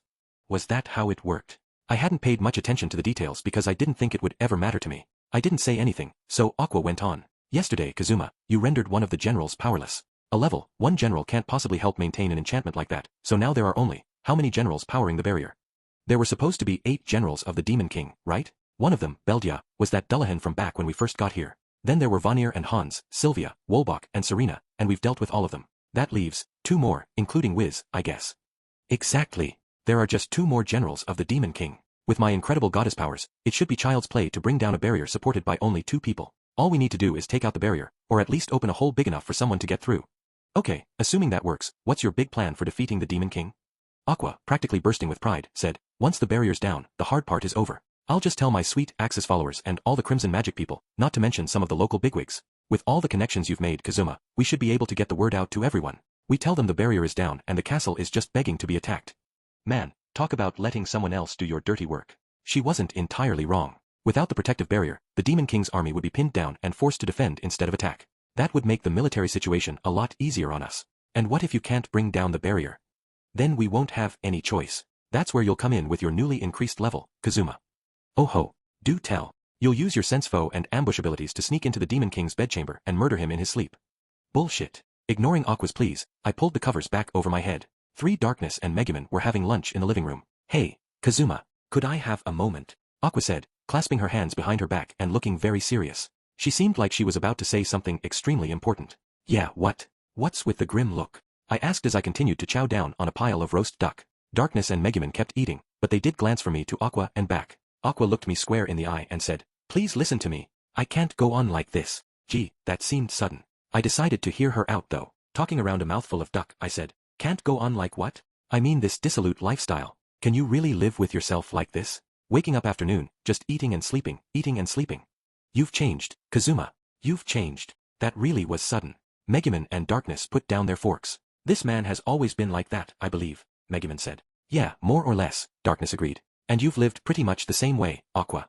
Yes, I know. I know it may seem like he's always been like this, but I want him to go back to the Kazuma I used to know. The one mired in debt. The one who spent every day with tears of desperation in his eyes, working himself to the bone to earn even a few coins. Alright, come at me. I'll use you to get some experience points. I stood up with my fork in my hand. Aqua backed away, making a shooing motion at me. What's gotten into you, Aqua? Usually you're just as much a couch potato as Kazuma. With that priest taken care of, I was afraid we might stop going on quests, but even I'm a little surprised. What's going on, Aqua? Darkness asked. Aqua didn't seem to immediately know what to say. I guess it's, an adventurer's duty and responsibility or something. Or something. Aqua's voice got quieter and quieter as we looked at her. As an adventurer, I feel the needy people of the world crying out for, ugh, wawa. Finally unable to stand it any longer, Aqua went running off. What do you think's come over her? Megumin asked as she sipped her after-lunch tea. Darkness, dabbing at her mouth with a napkin, looked equally perplexed. You can just ignore her, I said. She suddenly discovered her inner do-gooder or something, and now she's got this crazy idea that she wants to take out the Demon King. The Demon King. Yikes. I hadn't expected that kind of reaction. The Demon King. Yes, the perfect target for a hunt. If I could just drop in there, off him, and be on my way, it would secure my reputation as the strongest of them all. You captured Serena on your own, Kazuma, and our encounter with the Magininen was somehow anticlimactic, so I have some fuel left to burn. When had Megumin become the strongest of them all? Anyway, toppling the Demon King wasn't exactly like running to the store. Then it was Darkness's turn. The Demon King. Ah, the Demon King. His attacks must be the most terrible in the world. Enough to shatter even my renowned armor in a single blow. She started to blush like a daydreaming maiden. What a perv. Oh yeah, I'd almost forgotten my party members could get like this. Just for the record, I'm not going. Don't get any weird ideas just because we've taken out one general of the Demon King after another, you hear me? To be perfectly blunt, I think this group is one of the loser parties. So, hey, I don't care if you do look at me with your eyes shining. I'm not going. Yeesh, what's with her? It was that evening. I was in my room, resting my head on my arms, deep in thought. I just couldn't imagine what she was thinking. I mean sure, I dragged her to another world against her will, so I could see how she might want to go home if that were possible. But the way she wanted to go home so suddenly, it was like she didn't really care. I was a little bit shaken to realize the relationship between us was so tenuous. Then again, Megumin had told me that Aqua had been awfully depressed after Serena had puppeted most of the town, feeling like she was no longer needed. That was probably a big part of it. Maybe she wasn't a complete idiot. Maybe she just realized they actually wanted her back in heaven, and she hadn't thought too hard about the consequences, like not being able to see any of us again. Or maybe goddesses had their own ways of thinking and feeling. She might not look like much, but she did have followers who actually worshipped her, so I guess she was a real deity. We might not have asked to be stuck together, but now we had been for quite a while. If it was what she really truly wanted, then maybe I could take out the demon. Nah, talk about impossible difficulty. I fell asleep after that. I didn't know for how long, but I woke up to what I thought was a voice somewhere in the distance. Asen, you hold. The voice sounded very, very comforting. Somehow, it made a deep confidence well up from within me. Chosen by the gods, great hero of legend. Yeah, chosen by the gods, was the legendary. Legendary. My eyes snapped open. Someone's breath tickled my ear as they whispered into it. O Kazuma Satu, chosen by the gods to be the great hero of legend. You hold in your hands the very fate of all humanity. Now rise up and bring low the demon king. Grant the wish of your transcendent and beautiful goddess. I looked over, straight at the source of the voice. Aqua, what do you think you're doing? I asked. I just wanted to admire how cute you look when you're sleeping. I launched myself out of bed. Megumin, darkness, come here quick. Aqua's trying to sneak into my bed. Wah. I'm sorry. I was actually trying to brainwash you. Here, Kazuma, have a look at this. It had been 3 days since Serena's arrest. They'd gotten the entire story out of her already, and she'd been moved to a cell in the capital city. After all this time of having the name Regina nag at me, only just now had I remembered where I'd heard it. Back when we went to get rid of a spirit called Lucy, that was the name of the goddess she had claimed to worship. Apparently, we kept taking out Regina's followers. But since I'd been one of those followers for a while, I hoped she'd forgive me. At the moment, I was sitting barefoot on the couch, going through my equipment. We went to every adventure loaded with scrolls and potions and stuff, but somehow, we had never used one. Even as a gamer, I had always been the type to save my most powerful healing items and then end up beating the last boss without ever using them. Now, I sat looking at the forbidden potion set that Vanir had foisted on me, wondering if there was any way I could possibly use it. Darkness had sat down beside me, pulling her gear out like I had. Aqua was investigating it with interest but passed me a sheet of paper. I stopped and took it from her. Darkness leaned over to look. The paper bore a header in absolutely gorgeous penmanship. How do you feel about the Demon King? Demon King sounds wicked cool, bakery owner. He probably secretly feeds needy stray dragons on the side, pet shop owner. Who cares? Lend me some money, street punk. When I said I was leaving the castle to start a shop, the king said that was a good idea and loaned me some money, pale shop owner. BWA haha, I myself am more powerful than the Demon King, not possible. What, you mean my wife? Tired-looking old man. Ah, what is this? Oh no, not that one. Those are the answers to a questionnaire that I definitely didn't want you to see. I hardly thought it counted as a questionnaire. Have a look at this one. It shows how much this town's inhabitants are suffering and afraid under the Demon King.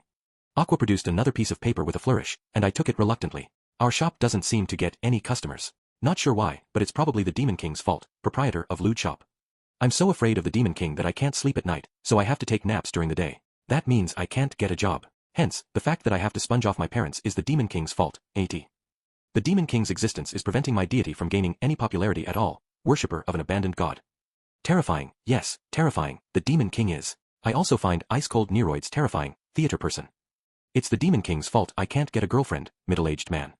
It's the Demon King's fault I can't get a boyfriend, adventurer lady. My question stands. What is this? Aqua backed away in exaggerated shock. Talk about overacting. I can't believe this. Kazuma, do you really mean to tell me that the voices of these townspeople, crying out for comfort, mean nothing to you? This is why people call you the NEET pet of some shameless woman. Hey, what was that? Did I get that nickname when I was under Serena's control? Aqua, pretending she hadn't heard my question, pointed right at me. Aren't you embarrassed to call yourself an adventurer? While you sit here flirting with darkness, people around the world live in fear of the Demon King. Apologize. In the name of adventurers everywhere, apologize. Say you're sorry to all the people of this world. IW wasn't flirting with him, I was just trying to see what he was doing. It was at that point that Aqua finally demonstrated an interest in what I had been doing. What's all this? She asked. It's the forbidden potion set I got from Vanir. One that will cause magical monsters to be attracted to you for the rest of your life, one that will raise your magic but destroy all the hair on your body, and another that will get rid of all your magic power but send your level through the roof. Then there's this one, it'll make you attractive to the opposite sex, but you'll smell like a goblin, I guess. I'm thinking maybe I can work with these somehow. I thought the smart play might be to combine the hair-killing potion and the level-up potion. Use them in the right order, and I could use my sky-high MP to raise my level back up. The side effects were the problem. I'd lose all my magic power, so I couldn't use spells anymore, and on top of that, I would be completely bald. It was nice to know I had something that would send my level skyrocketing in a pinch, but the real question was whether healing magic worked on baldness. Well, I guess there was the bigger problem of not being able to use magic at all. Aqua flinched back when she heard about the potions, but darkness drew in close. Say, Kazuma, sell me that potion that attracts monsters. Absolutely not. 5. We were asked to take on a quest to see Serena safely to the capital city. But it would be a while before the capital was ready to receive us and everything was set to go. That gave me the perfect excuse to hang around being a total, shameless NET in the interim. Cock-a-doodle-doo. At least, that had been the plan. Bawk. Squawk. Stop that, Emperor Zell. Don't make so much noise. That man says he should have cooked you for dinner long ago anyway. He'll do it, too. Kasuke would absolutely do it. Now listen, sweetheart. Please go back to when you were cute and quiet. You're very beautiful and handsome when you make a fuss, but it's too early for all that noise. We need you to become a powerful dragon so we can defeat the Demon King. You have to grow big and strong at least. Strong enough to fly us to his castle. Until then, just stay calm and build your strength. Skrayak. No, Emperor Zell, be quiet.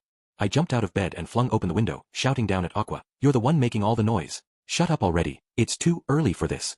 Emperor Zell's coop was right underneath my window. Between him and Aqua, I couldn't hear myself think. What happened to him taking forever to raise, anyway? Wasn't that chick supposed to have incredible magic powers or something? Why has he turned into a chicken? Emperor Zell is a dragon, an enigmatic creature shrouded in mystery. I'm sure he burns with the desire to defeat the Demon King and that his mysterious powers are growing even now. Emperor Zell, currently accepting feed from Aqua in his chicken coop, had changed classes, from a chick to an exemplary chicken. Mysterious powers, my ass. If you don't shut that bird up, I'm going to change him into dinner. Aqua looked at me as if she couldn't believe what I was saying. Emperor Zell, I'll hold that devil off, so you run as fast as you can. Forget about me, just go. And when you've grown strong, we can go on a journey to defeat the Demon King together. Just watch out for the old butcher in town. Cluck, cluck, kawa. Oh, Emperor Zell, you say you can't bear to leave me behind? Alright, then, we'll fight this monster together. I'm your mother. I'll protect you. Aqua took the Emperor out of his chicken coop, hugging him protectively, completely absorbed in her weird game. I don't care what you do, I just want to get some sleep, please. I'm begging you. So you won't threaten to eat Emperor Zell anymore? Fine, I'll stop threatening to eat him. Just move that coop somewhere else. Having extracted that promise from me, Aqua held up Emperor Zell, so she could look him in the eye, and told him that she was going to find Darkness and make her move his house. I could picture Darkness, almost weeping with the impossibility of Aqua's demand. I leaned my elbows on the windowsill. Anyway, are you still talking about the Demon King? I said. Give it up already. His own daughter is still out there as one of his generals, and I'm sure his castle is lousy with elite monsters. Let's leave that stuff to the brawlers and enjoy our lives here. It's okay, someone will take care of it, I promise. As for us, we have a mansion, a reputation, and a fortune. Our lives start now, am I right? Aqua, still looking at Emperor Zell, shook her head as if this was all ridiculous. That's a peace-addled Japanese man for you. He can only think of what's best for him. It's soft-headedness like that that causes Kazuma to die if you so much as ask him, do you like to pretend to go spelunking? She looked the chicken in the eye and cooed. Mommy's right, isn't she? Damn it, she knew perfectly well she was the main reason I died so often. She also knew I couldn't reach her from the second floor, so she could say whatever she wanted. I wish you'd man up, she went on. Our world is at war, you know. Haven't you heard? The Demon King's daughter is leading an army toward the capital right now, and Axel itself is threatened by an enemy. Attack. She could call me peace-addled all she wanted, it didn't really faze me. This was the saga of a Japanese man used to a lifetime of peace. Hey, what's going on? Why are you just standing there with your mouth open? You tease me about pretending to go spelunking, but what are you doing, imitating a carp? That's a pretty good trick even for you. I flapped my mouth open and closed in imitation of Aqua. That's not it at all. It's the Demon King. Kazuma, now is our chance to take him down. She still wouldn't shut up about that. No, wait. Kazuma, don't go back to sleep. Hear me out. If the Demon King's daughter, his general, is busy attacking the capital, then that means the castle is undefended. And if they'll be attacking our town at the same time, they think the castle is safe behind the barrier, so they can send all their forces. If we attack while the army is away, we might catch the Demon King all by himself. Why would they leave any guards if they have a barrier? We might never get another chance like this. She wasn't wrong. We might have a slightly better shot now than if we attacked when everything was quiet. Yeah, but come on. Oh, hey, I've got a question. Can healing magic fix baldness? Maybe if it's caused by burns destroying the hair follicles, but not normally. I'm sorry, Kazuma. I'd really like to be able to help you. I'm not bald yet. The forbidden potion set included one that turns you bald but drives up your MP, right? I thought I would drink that, then take the one that turns MP into levels, that's all. I was desperately trying to explain myself, fending off my own fear of going bald. Oh, that's gone. Ha. What do you mean, it's gone? Aqua held up Emperor Zell. The potion that turns magic into levels? I gave it to him. Look at the fine physical specimen he's become. At this rate, I figure in another 10 years, he'll be ready to knock out the Demon King with one swipe. She sounded so proud of herself. What? Damn it. You gave that thing my special trump card potion. Why do you have to be such an idiot? Why are you always screwing up people's plans like that? Hey, don't get angry with me. I thought maybe if Emperor Zell grew up in a hurry and got nice and big, he might just be able to do something about the Demon King. And look, he does seem awfully strong, doesn't he? From my high vantage point, I looked down on Aqua and her chicken. Humph. I snorted. What are you two arguing about? It's too early in the morning for all this noise. Kazuma, breakfast is ready, so. Gigi, you look like you're having fun.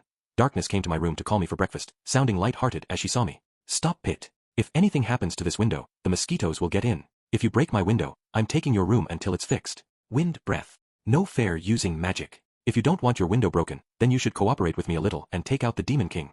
Aqua picked up a rock from the yard and flung it at my window. I used wind magic to bat it away. I wasn't going to last long like this, though. Create water. Water appeared directly over Aqua's head, soaking her with a splush. She was sopping wet, but she looked totally refreshed. Dumping nice, cool water on the goddess of water? How generous. Have you forgotten? I could live underwater with no problem. In some colder season, it might be a problem, but right now, I didn't let her finish. Create earth. No, stop that. A huge pile of dirt appeared right over the dripping Aqua. Satisfied after having reduced Aqua to tears, I headed down to the living room. There I discovered Megumin sitting on the couch drinking tea, wearing her crimson magic clan robe, and holding on firmly to her staff, seemingly ready for battle at any moment. I've been waiting for you, Kazuma. Might I ask you to come with me for a bit when you're done eating? I have business to take care of, and I want you with me as a witness. A bedraggled Aqua went to take a bath, while Darkness laundered Aqua's feather cloak for her. Yeah, sure. What's up? Witness, makes it sound like you've got a score to settle. 6, I thought we were friends. Aren't we friends? Aren't we very close friends? I thought we just swore to be eternal rivals back in Crimson Magic Village, so how have we ended up like this? It is precisely because we are eternal rivals that we are like this. It was you who left me a letter stating that you had something important to talk about and telling me to meet you in the woods. Now, have at me. We were in the woods near town. Megumin was waving her staff imposingly at Yun Yun, who looked so scared, I thought she might burst into tears. Wow, you challenged her, Yun Yun? No, I didn't. I didn't ask Megumin to come here to battle. I wanted to talk to her. Yun Yun looked like she might finally start crying, but Megumin brandished her staff even more vigorously. In that case, why did you choose such a deserted location to meet? You could have just come to my house for a simple chat. Ha, but. I was afraid that if I interrupted you when you and Kazuma were sharing a moment, you might tell me never to come back. I read in a book somewhere that women's friendships are more delicate than tissue paper in the face of love. She trailed off, losing confidence as she spoke. We're interrupted by all kinds of people just about every day, so I refuse to get angry about it now. And if your timing was really that bad, or if you were interrupting us, then I would simply tell you to go home and chase you out. Eep. That seemed potentially very damaging. So what do you want with Megumin? I asked. Yun Yun held out a letter to Megumin. This came from the people of Crimson Magic Village. Megumin took it and glanced over it. So the Demon King's army is attacking the capital with all its strength. The government has asked Crimson Magic Village to come to its defense, and they're asking Crimson Magic clan members everywhere to muster in the village. Hehe, it seems the moment they need our power has finally come. Very well. Yun Yun, together let us show the Demon King. What? She trailed off as she kept reading. Yun Yun looked uncomfortable. They did say to show it to you as so. I walked up to my frozen buddy and peeked at the letter. There I saw it. Ooh, Yun Yun, you're leading the first army. I wouldn't expect any less from the next chief. And Megumin is, down here in the corner of the second army. It says, spare, next to her name. She's the only one. I'm sure it's the fact that you can't use advanced magic that made them think, eh? Megumin folded the letter into an airplane and set it sailing into the woods. What are you doing? I have to show that letter to the other Crimson Magic clan members. Yun Yun exclaimed, but Megumin ignored her. Forget about that. More importantly, Yun Yun, what are you going to do? You've only just arrived in Axel. Will you head straight back home? Yun Yun seemed lost for an answer. She wanted to say something but couldn't quite get it out. Instead she just stood there fidgeting. I cannot believe this girl. Even though she is to be the next chief, she always stands there squirming. If there's something you wish to say, then say it clearly. Ow, ow. Fine, I'll say it. Just stop pulling my hair already. So, I'd heard that the Demon King's minions were going to attack Axel, too. And you know, I've started to make some acquaintances around here. She looked at the ground, her voice hardly more than a whisper. Ah, so that was it. The people of your village want you to come home, but you've started to make some friends in Axel. You're saying you'd like to stay and protect the town if you can. Well, why yes. Friends. Yes, I've made a few friends. By friends, did she mean? Well, let's just say that recently, Yun Yun had been hanging out with some people I thought might be better not to get too involved with. Specifically, one particular punk and the masked employee of a certain magical item shop. Yun Yun nodded emphatically, but then her face darkened. A summons from Crimson Magic Village, though that hardly ever happens. For the next chief to ignore something so rare. I understood now. She'd wanted to ask Megumin what she should do. As for Megumin, the object of Yun Yun's quest for advice, she was turning away from us and... Hey, Megumin, stop. What are you? But before I could stop her, she cried, explosion! She launched her spell into the woods with zero warning. The part of the forest where she'd sent the letter flying was wiped out of existence. Oh no. Look what you've done, Megumin. I haven't shown that letter to anyone else yet. Oh no, what should I do? Yun wailed, clutching her head. Meanwhile, Megumin, barely managing to stay on her feet, turned to me, looking absolutely triumphant. I transferred just enough MP to her for her to stay standing. What do you think of that, Kazuma? She said. That is the power of the one who truly ought to lead the first army. Yun tore into the gloating Megumin. What am I going to do now? What in the world am I supposed to do? For that matter, Megumin, why must you always make my life harder? What a worrywart this beginner is. Just say the postman was captured by a wandering orc before he could deliver the letter, or that the goat devil you're keeping at your house ate it, or whatever. You want to protect this town, do you not? You need to stop agonizing over every little thing and assert yourself. Yun. I thought Megumin sounded absolutely out of line, but Yun actually blushed, looking equal parts happy and troubled. Maybe she was glad Megumin had destroyed the letter and pushed her in one particular direction. She looked at Megumin, who stood there with her chest puffed out proudly, as though she was staring at something very bright. I had to admit, maybe she could stand to learn a thing or two from the forcefulness of Megumin's technique. Nonetheless, I turned toward Megumin, who was still facing away from me. You just decided not to go because they said they didn't need you there, didn't you? Oh. I could see her flinch. Final chapter, A Farewell to This Starter Town. 1. Aro. Big bro, wake up. My covers felt heavy, and I thought I heard a voice calling me from far away. A kind and gentle voice, speaking words I had longed to hear. Big bro, wake up. You're gonna be late. Come on, quick. Big bro. At those two sweet syllables, I opened my eyes. Good morning, big bro. Get up, and let's jump into another day of Demon King slaying. My self-proclaimed younger sister, age unclear, jumped on my bed. Get off of me. But, big bro. As I jumped up, I grabbed my sheets, pulling them out from under Aqua and sending her tumbling to the floor. I didn't even look at her, just dived right back under my quilt. Then I poked my head out from under the covers and glanced at Aqua, who hadn't even managed to get up from the carpet yet. Today's version was just a little better, I said. I knew the big bro thing would work on you, Kazuma, you lelicon, she said, getting up and dusting herself off. Aqua had been pulling that sort of stunt every day for a while now. She was trying everything she could think of to get me to help her hunt the Demon King. Listen, Kazuma, I think it's about time for you to cave. The way we all cause problems and then, even though it's killing you, at the very last moment you manage to make everything work out is one of your best qualities, isn't it? Who am I, your fairy godmother? I can't grant your every wish. I thought it was usually the goddess who was supposed to solve all the problems in the end, anyway. Aqua completely ignored my sarcastic barb. Instead, she sat down on the carpet beside my bed, pulled her knees up to her chest, and said, What can I do? My only abilities are purifying water, destroying devils and the undead, and bringing people back to life. Being a goddess isn't so great. GG's, change of heart much? I'd expect a goddess to at least be able to seal away a simple demon king. Isn't subjugating evil spirits part of your portfolio?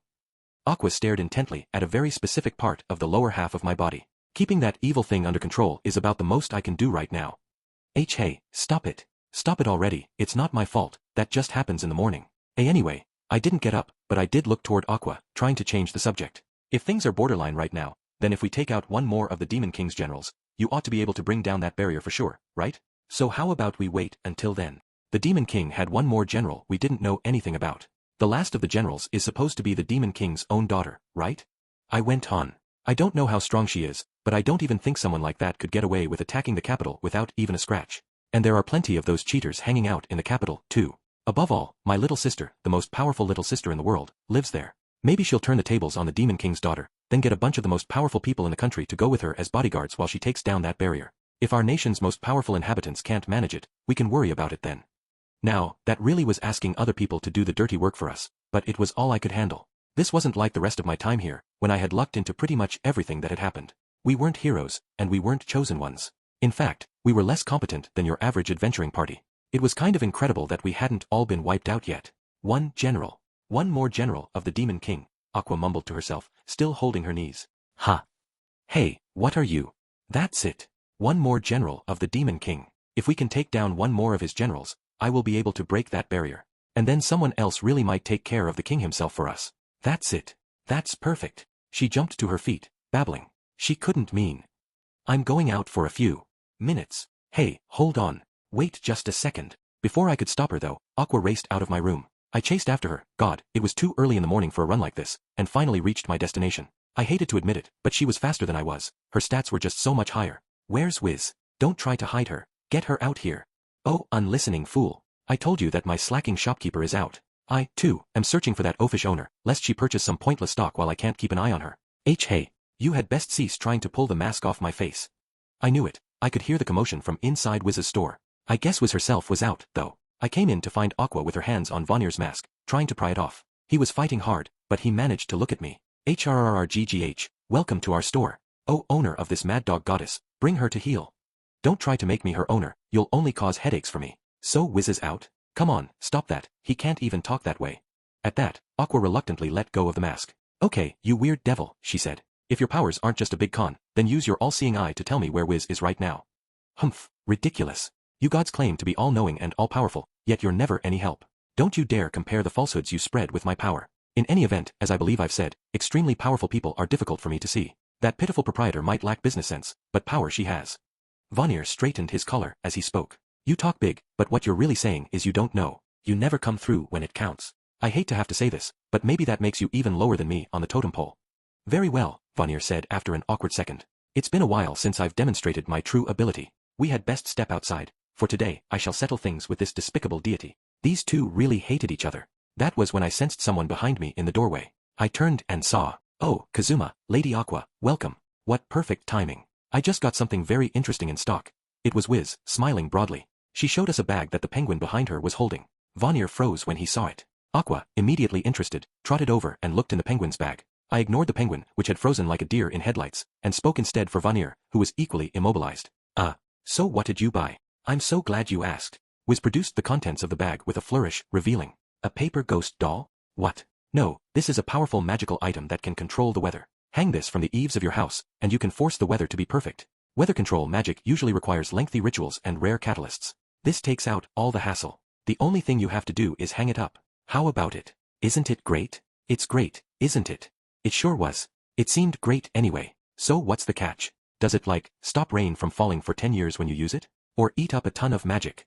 Why would you think there would be any side effects? After making Vanir mad at me so many times, I've learned my lesson. To use this item, you just have someone with a fair amount of magic transfer some of that magic to the item, and then you hang it from the eaves of your house. Other than some slight limitations to the time of year when you can use it, there are no disadvantages whatsoever. How about it? Sounds like an excellent buy, right? Vanir finally managed to walk slowly over to us. He plucked the ghost doll, like thing Wiz was so proud of, right out of her hand. And what time of year can you use it? Right now. It's a seasonal item for this very season. You don't think I'm stupid enough to buy an item people wouldn't be able to use right away, do you? Oh Vanir, you worry too much. My dear customer, I urge you to come with me. Leaving Wiz to grin to herself, Vanir took me by the shoulder and led me to a corner of the shop. I'm telling you right now, I'm not buying it, I said. Now, don't say that. This fine item does indeed possess considerable magical power. I suspect she's telling the truth about its properties. Well, if Vanir said so, then it was probably the real deal. I had heard that was liked to choose which items to stock based on how much magical power they possessed. I had a question, though. You know, I can hardly remember the last time we had any rain around here. Does it ever rain this time of year? There was a passing shower once around this time, about 20 years ago. I'm not buying it. Vanir pushed his masked face right up close to me. Now, don't say that. The world's a big place. There might be areas that have flooding this time of year. Take it somewhere like that, and they would consider it a treasure. By now, and I'll even throw in a second forbidden potion series as a bonus. Sorry, pass. By the way, Aqua makes something a lot like that thing. There was this Megumin ghost doll she ginned up a while back. I might also see my way to giving you a little something I've been developing in secret, without our shopkeeper's knowledge, a powerful next-gen bit of merchandise, a life-size shopkeeper body pillow. I said, tell me more. While Vanir and I were busy with this conversation, I heard Wiz say, Lady Aqua, what's the matter? Now that I think about it, Wiz, it's already been more than a year since we've met. It's ironic, isn't it? I'm a goddess, and you're a lich. Normally, we would be at each other's throats. It really has been a while. Oh, I bought some cookies while I was out looking for magical items. Would you like one, Lady Aqua? Ooh, sure. Wait, no. Wiz, listen. We're more than acquaintances by now, aren't we? Technically, it was my job to purify you the moment I laid eyes on you. You know, gods versus undead. We were never supposed to get along. Aqua nibbled on the cookie Wiz had given her as she spoke. Vanir, sensing the tension, came smartly over and stood between Wiz and Aqua, while their penguin mascot, Zelashilt, stood trembling beside the shopkeeper. I didn't think Aqua could really be serious, but, as he stood protectively in front of Wiz, to my surprise, Vanir smiled. What now, oh violent goddess? I sense a most obnoxious aura coming from you at this moment. I know not what has happened, but if you intend to make trouble in this store, you can expect to be hit with a major repair bill. Approach us at your own risk. Then he beckoned to her with just one finger, ready for a fight. Aqua completely ignored him. Wiz, please understand, I have to destroy you in order to protect the peace of this world. Believe me, it breaks my heart to have to destroy my own friend. But, Wiz, I'm begging you. I want to go back to the heavenly realm. I'll make sure it doesn't hurt, but I need you to return to dust. Sounding dramatic enough to be in a play, Aqua took up position against Wiz. For her part, Wiz just stared at her, unafraid but also confused. Finally, she cocked her head. So if I return to the earth, you'll be able to get home to the heavenly realm, Lady Aqua? She made it sound like no big deal. Yes. Aqua cried. I hate to say it, Wiz, but with things the way they are, I can't afford to look the other way anymore. Hate me for it if you must, but as a goddess. It's all right. As a goddess. All right? Hey no, Wiz, you can't give up on living that easily. Do you take life so lightly? You'll get divine punishment for that, you know. There were almost too many comebacks to that. You're the one who's trying to kill her, or even does a lich even have a life to give up on? And so forth. But Wiz still just looked kind of blank. If you purify me, that will allow you to return to the heavenly realm, yes? I'm sure there must be some special reason you're asking, even if I can't guess what it is. We've known each other a long time now. I know you, Lady Aqua. How you're actually a kind and compassionate person. If you say you need to purify me, then I'll let you. I couldn't believe what I was hearing. This time it was Vanir's turn to get a little panicked. What are you saying, Wiz? Have you forgotten your promise to me? You have some nerve, trying to renege on an agreement with the devil, who will build my dungeon when you've gone to heaven. All the work I've done in your shop has been for that very purpose. Wiz looked surprised for a moment, but then she smiled. Vanir, you actually called me by my name. I'm very sorry I won't be able to keep my promise to you. I do know one other lich, someone who's been asleep in a mansion deep in the forest for a very long time. I'll introduce you to them. They should be able to help you. Vanir gritted his teeth. It didn't look like he was ready to give up though. He didn't budge an inch from between Aqua and Wiz. Wiz turned back toward Aqua, in spite of Vanir, and clasped her hands in front of her. It would have been perfectly normal for you to purify me the very first day we met. Thank you, Lady Aqua, for letting me live so long. Thanks to you, I had the chance to run this shop with Vanir and meet all sorts of nice people. I've lived a very, very long time, but I feel this past year has been the happiest of my entire life. I mean it, you know. I don't feel any resentment. Only gratitude. Without another word, Vanir stepped aside. He was still gritting his teeth. It was obvious this wasn't what he wanted, but he was going to respect Wiz's decision. You know, I built this store so I would have somewhere to welcome my old adventuring companions when they finally came home. And then, just the other day. Yes, I believe it was when you asked about my and Vanir's past and then fell asleep in the middle of the story, Lady Aqua. A very dear friend of mine came to the shop, and I was able to welcome them home. I got everything I wanted. As for Aqua, sniff, sniff. She was moving away, barely holding back tears at this unexpected revelation. In a tone like she was trying to comfort an unhappy child, Wiz said, Lady Aqua, I've always known that someone was going to purify me someday. Otherwise, I would literally live forever. And if I must be purified by someone, somewhere, I want it to be you. If I can be of some kind of help to you, then that's what I desire. Because, Wiz was trying hard to take the guilt away from Aqua, trying to make her feel better. We could see from her face that she was being completely truthful and earnest. I like you very much, Lady Aqua. She smiled gently. Vanir, Zealishilt, and I let our gazes drift toward Aqua, then toward Wiz, who seemed so much more concerned about Aqua than about herself. At last, seemingly tormented by her conscience and unable to endure us looking at her anymore. Sniff, wawa. Aqua cried and ran out of the store. I meandered back to the mansion in search of Aqua, wondering all the while if we humans of Axel could really live with ourselves, knowing that the most sincere, most kind-hearted person in town was a lich. Megumin and Darkness were on the sofa in the living room, playing a board game. Hey, did Aqua come back? I asked. Aqua. She came home in a huff earlier and has been shut up in her room ever since. She didn't come out, even when I said food was ready. What in the world happened? Megumin said, but I only grunted in response. What should I do? Should I leave her alone for a while? No. Hold that thought, I said. And give me Aqua's food. I'll take it to her in her room. Meal in hand, I headed upstairs. Hey, look, I know how you feel, but don't run out on me like that. Anyway, Megumin made dinner, so open up already. There was a long pause, then I heard Aqua say, just leave me alone. I'm kind of struggling with my confidence as a goddess right now. What? Only, kind of? I tried again, calling through the door. Listen, you could probably stop worrying about defeating the Demon King now, right? Do you really need to go back to the heavenly realm that badly? Aqua could say what she wanted, but I knew she didn't really hate Wiz. She might pick fights with her or partially purify her when Wiz got caught up in Aqua's arguments with Vanir. In other words, it hadn't been all sunshine and rainbows for them. But even so, despite the fact that they were supposed to be mortal enemies, they really got along okay. I decided to try one more time. You know that if you go back to heaven, you won't be able to see Wiz again, right? Not to mention any of the rest of us. Then again, Lady Eris could incarnate herself as Chris, so maybe it was possible? I wasn't sure in Aqua's case, though. She was in charge of Japan, I guess. Could she just pop down to this world whenever she wanted to? I stood there in front of the door, getting no answer. I brought some of the food Megumin made, I said. If you don't want to eat, I'll take it back downstairs, alright? Leave the food there, please. So she was at least willing to eat. What in the world happened to Aqua? She's always the first to the table. Does she have an upset stomach? Megumin asked worriedly as I came back into the room. Darkness sat across from her with her arms folded and a grim look on her face. I guess Megumin was winning their game. Nothing to worry about, I said. I think she's going to eat, at least. Then I'm sure she'll get hungry again after a while and come downstairs. I was trying to be light-hearted, but in the end, Aqua never came out of her room that night. I couldn't sleep. It was sometime around midnight and so quiet that even the bugs weren't chirping. The argument this morning had been nothing special. For Aqua to tromp around causing trouble, then end up coming home in tears, was nothing new. Totally ordinary. So why did it bother me so much today? I thought about how Aqua had gone silent on the other side of the door when I'd asked if she didn't care that she wouldn't be able to see Wiz again. Wiz wasn't really the point, though. I'd been trying to ask something deeper. Don't you care if you never see us again? Arf. I tossed from one side to the other in bed. Embarrassed to ask the question even in my head, I shoved my face into the pillow and screamed. But that was what I really wanted to ask. We'd been here so long. Was she really still that desperate to go home? I was so used to living this life with these people now that it was hard for me to imagine Aqua disappearing from it. Aqua, going home. Leaving us forever. What would happen if she did? It would be Megumin, Darkness, and me, just the three of us. It would be just me and my stupendous fortune and my mansion, without Aqua to come begging for favors or causing problems or barging in right when things were about to get good. Huh? That actually sounded pretty sweet. What was I so worried about? No.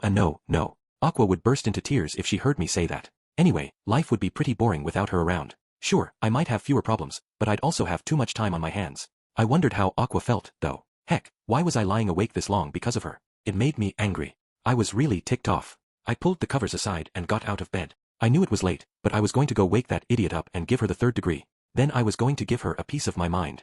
I would tell her exactly how little we had to gain from going to defeat the Demon King and how much risk would be involved. I left my room, trying to move as soundlessly as possible. I assumed Megumin and Darkness were asleep by now, and the last thing I needed was for them to find me creeping around at this time of night and think I was heading to Aqua's for lewd reasons. In fact, it wasn't just the last thing I needed, it might be the last thing I ever did, the biggest mistake of my life. I even activated ambush, then headed for Aqua's room. Then I saw Aqua, looking up at the night sky. I hadn't reached her room yet. She was sitting on the balcony that stuck out over the front entrance on the second floor. There was a gorgeous full moon out tonight. Aqua, dressed in her light blue feather cloak, was sitting and looking at it. I'd come here ready to beat some sense into her, but, sitting there, gazing up at the moon, Aqua really did look like a goddess. Come to think of it, back when I died in Japan and met her for the first time, I'd known she was a goddess at a glance. She really was gorgeous. I had a thought. Maybe if she spent more time not talking. Aqua noticed me watching her. What are you doing here? Couldn't sleep. I scratched the back of my head.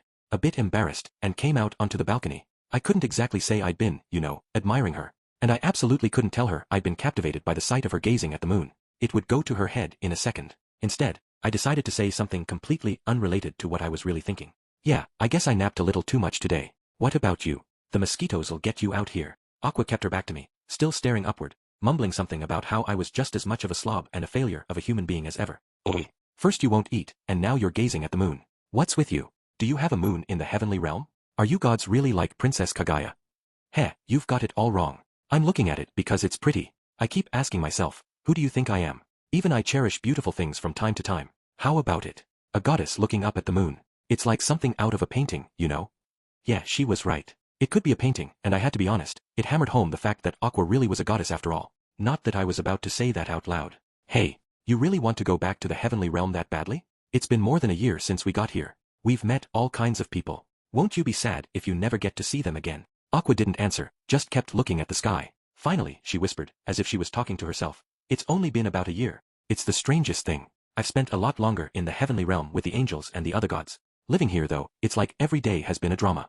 Yeah, and whose fault was that? I forced the words down, refusing to say them. Instead I said, if you were in the heavenly realm all that time, then you really aren't old. Say one more word, and I'll put a seal on the lower half of your body so strong, no human power will be able to undo it as long as you live. For the first time in my life, I was sincerely terrified of Aqua. She resumed, mumbling. See, in the heavenly realm, things don't really change from day to day. It's always the same. To be honest, it's pretty boring. Even if no change means no painful emotions. Painful emotions. Maybe she was thinking of being collectively dumped by the town's adventurers recently. I was so occupied with the thought that I didn't say anything. A lot of people have apologized to me since then, Aqua said. Even though, being a goddess, I hardly paid it any mind, you know? Yeah, right. Megumin and Darkness told me how down in the dumps Aqua had been. Still looking at the moon, Aqua whispered a few words in a soft voice. She didn't look especially lonely or sad. More like she was just gazing from afar at where she used to be. Almost like a lost child. I wish I could go home. She wasn't talking to me. She wasn't demanding, and she wasn't begging. It was just her small, personal wish. I had no idea how long she had been in heaven. No idea what kinds of acquaintances or even friends she might have had there. I didn't know what life had been like for her. I didn't know any of it. I was just the guy who had dragged her here against her will, and if it was what she really wanted, then I figured I should help her get home. I hated to admit it, but it was also my fault that we weren't getting any new cheaters over here. Still, the Demon King, huh? I wasn't sure what I should say to her. I'm willing to, I started. I'm willing to start thinking a little harder about how we might actually deal with the Demon King. I'm not saying I'm going to rush right out there and do the deed, alright? But maybe, I dunno, we could get a bunch of those exploding potions from Wiz's place and make bombs with them. Then we could teleport to the Demon King's castle, bury them like landmines, and make it impossible for him to leave. You know, a siege. Or maybe we could get Yun Yun to register the castle as a teleportation destination and harass him with daily explosions. I was starting to talk too fast. Pfft, hee. You resisted for so long, Kazuma, and now you start to break. I told you that I knew you would find a way in the end. But anyway, it's alright. With your puny level, one good thwack from the Demon King and we'd be lucky if there was even a body left to resurrect.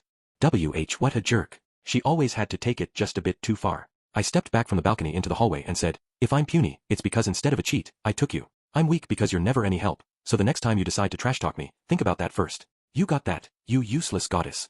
Hey, come on over here. I'm gonna seal you up. I'm sorry. If I stuck around much longer, she might snap and actually follow through on her threat. I told Aqua, who still hadn't moved a muscle, that she ought to hurry up and go to bed. Then I made to go back to my own room. From behind me, Aqua, hugging her knees and still watching the sky, said, Kazuma. I stopped.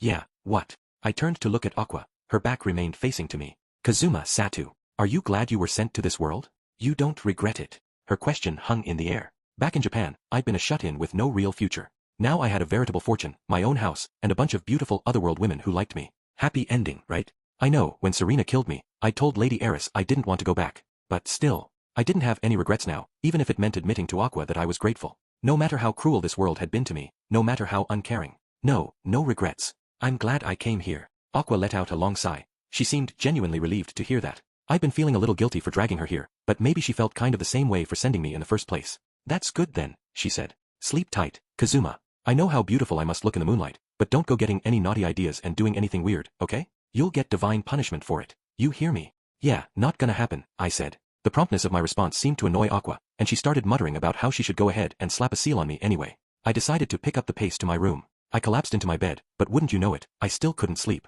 I just lay there, lost in thought. Defeating the Demon King, huh?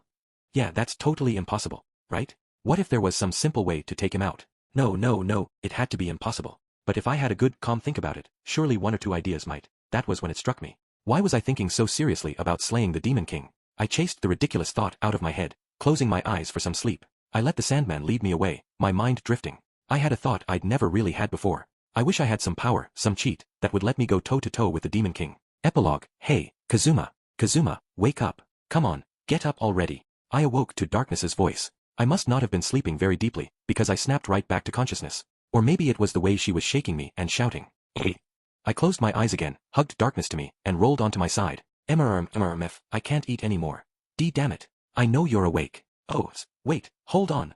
I was just trying to tease Darkness, who had stopped fighting me and just lay there in my arms, but then we heard, what are you doing? I told you to go wake up Kazuma. Good heavens, I take my eyes off you for 1 second and you go trying to tempt this man astray. What a floozy. Ha. No, you've got it all wrong. I haven't done anything yet. Apparently, Megumin had come into the room, so I opened my eyes. Of course, I found myself looking right at Darkness. So you came to attack me again? I said. Arg. Why you? Darkness blushed furiously, brought to the edge of tears by my false accusation. Meanwhile, I ducked away from her, stretching as I asked the girls, what's up, you two? It's a little early for all this commotion, don't you think? It's noon already. And anyway, something terrible has happened. Look at this. I sat up in bed, I didn't bother to do any more than that, and looked at something Megumin handed me. It was a letter. I opened it to discover a note inside, written in almost frighteningly beautiful handwriting. Dear all, a lovely summer is upon us. I hope you're doing well. Darkness, please stop playing that game where you deliberately stub your toe on the corner of the dresser. Megumin, take it easy on the explosions, or you're going to end up being a major cause of global warming. Kazuma, I know you're little more than a giant mass of libido given human form, but please stop spreading everyone's laundry out on the floor and rolling around on it. I balled up the letter and flung it into a corner of my room. Ah! The girls cried. Megumin rushed over and grabbed it. I understand how you feel, but please read to the very end. Fine. I resumed reading. Now then, our world is a desolation beset by the scourge of the Demon King. In such dire circumstances, can a beautiful and lovely goddess such as myself let the Demon King go unchecked? No, I certainly cannot. To my faithful Axis believers who are scattered all over this world, rising to the faith my 1 billion followers have placed in me, I now go forth on a journey. Yes, on a quest to become a legend. I looked at Megumin and Darkness. Does the Axis Church really have 1 billion followers? If you counted every single one in the entire world, it would probably be a few hundred at best, Darkness said. Reassured, I went back to the letter. Thus, with this lofty objective in mind, I'm gonna zip over there and take out the Demon King. This time, I finally stood up. That idiot. Darkness looked at me, alarmed. Aqua's been saving the pocket change you give her, Kazuma. She's got quite a bit saved up by now. I think she might be hoping to hire some capable adventurers on the way. I jumped down from my bed. We had to go after her. When I looked at the girls' faces, though, they both seemed oddly uncomfortable. I gave them a questioning look, and Megumin pointed to a corner of the letter. I looked at it, and found that if I stared very closely, I could see the faint traces of something that had been written and then erased. She'd probably drafted the letter, then erased something that didn't sound cool enough. It said P.S. Please look for me. Wouldn't you normally write, please don't look for me? What an idiot. Afterward, first of all, thank you for picking up this book. You could consider this volume to be the protagonist, Kazuma Satu, strikes back. He rarely picks his own fights, and when he does battle, he always ends up leaning on his friends for help. But to aid Aqua in her darkest hour, he'll challenge a general of the Demon King all by himself, continuing to resist even after she brainwashes him. I doubt many people start reading at the afterward, but if you do, spoiler alert, I guess. You get the idea. Anyway, the fact that yet another book has made it successfully into publication is all thanks to the help and support of many people, starting with my illustrator, Kiron Mishima, my editor, I, and everyone in design, copy editing, and editorial. And above all, to the readers who continue to support and encourage me. So, even though I'm repeating myself in every volume at this point, to everyone who has stuck with this series, and to all my readers, thank you very, very much. Natsume, Akatsuki.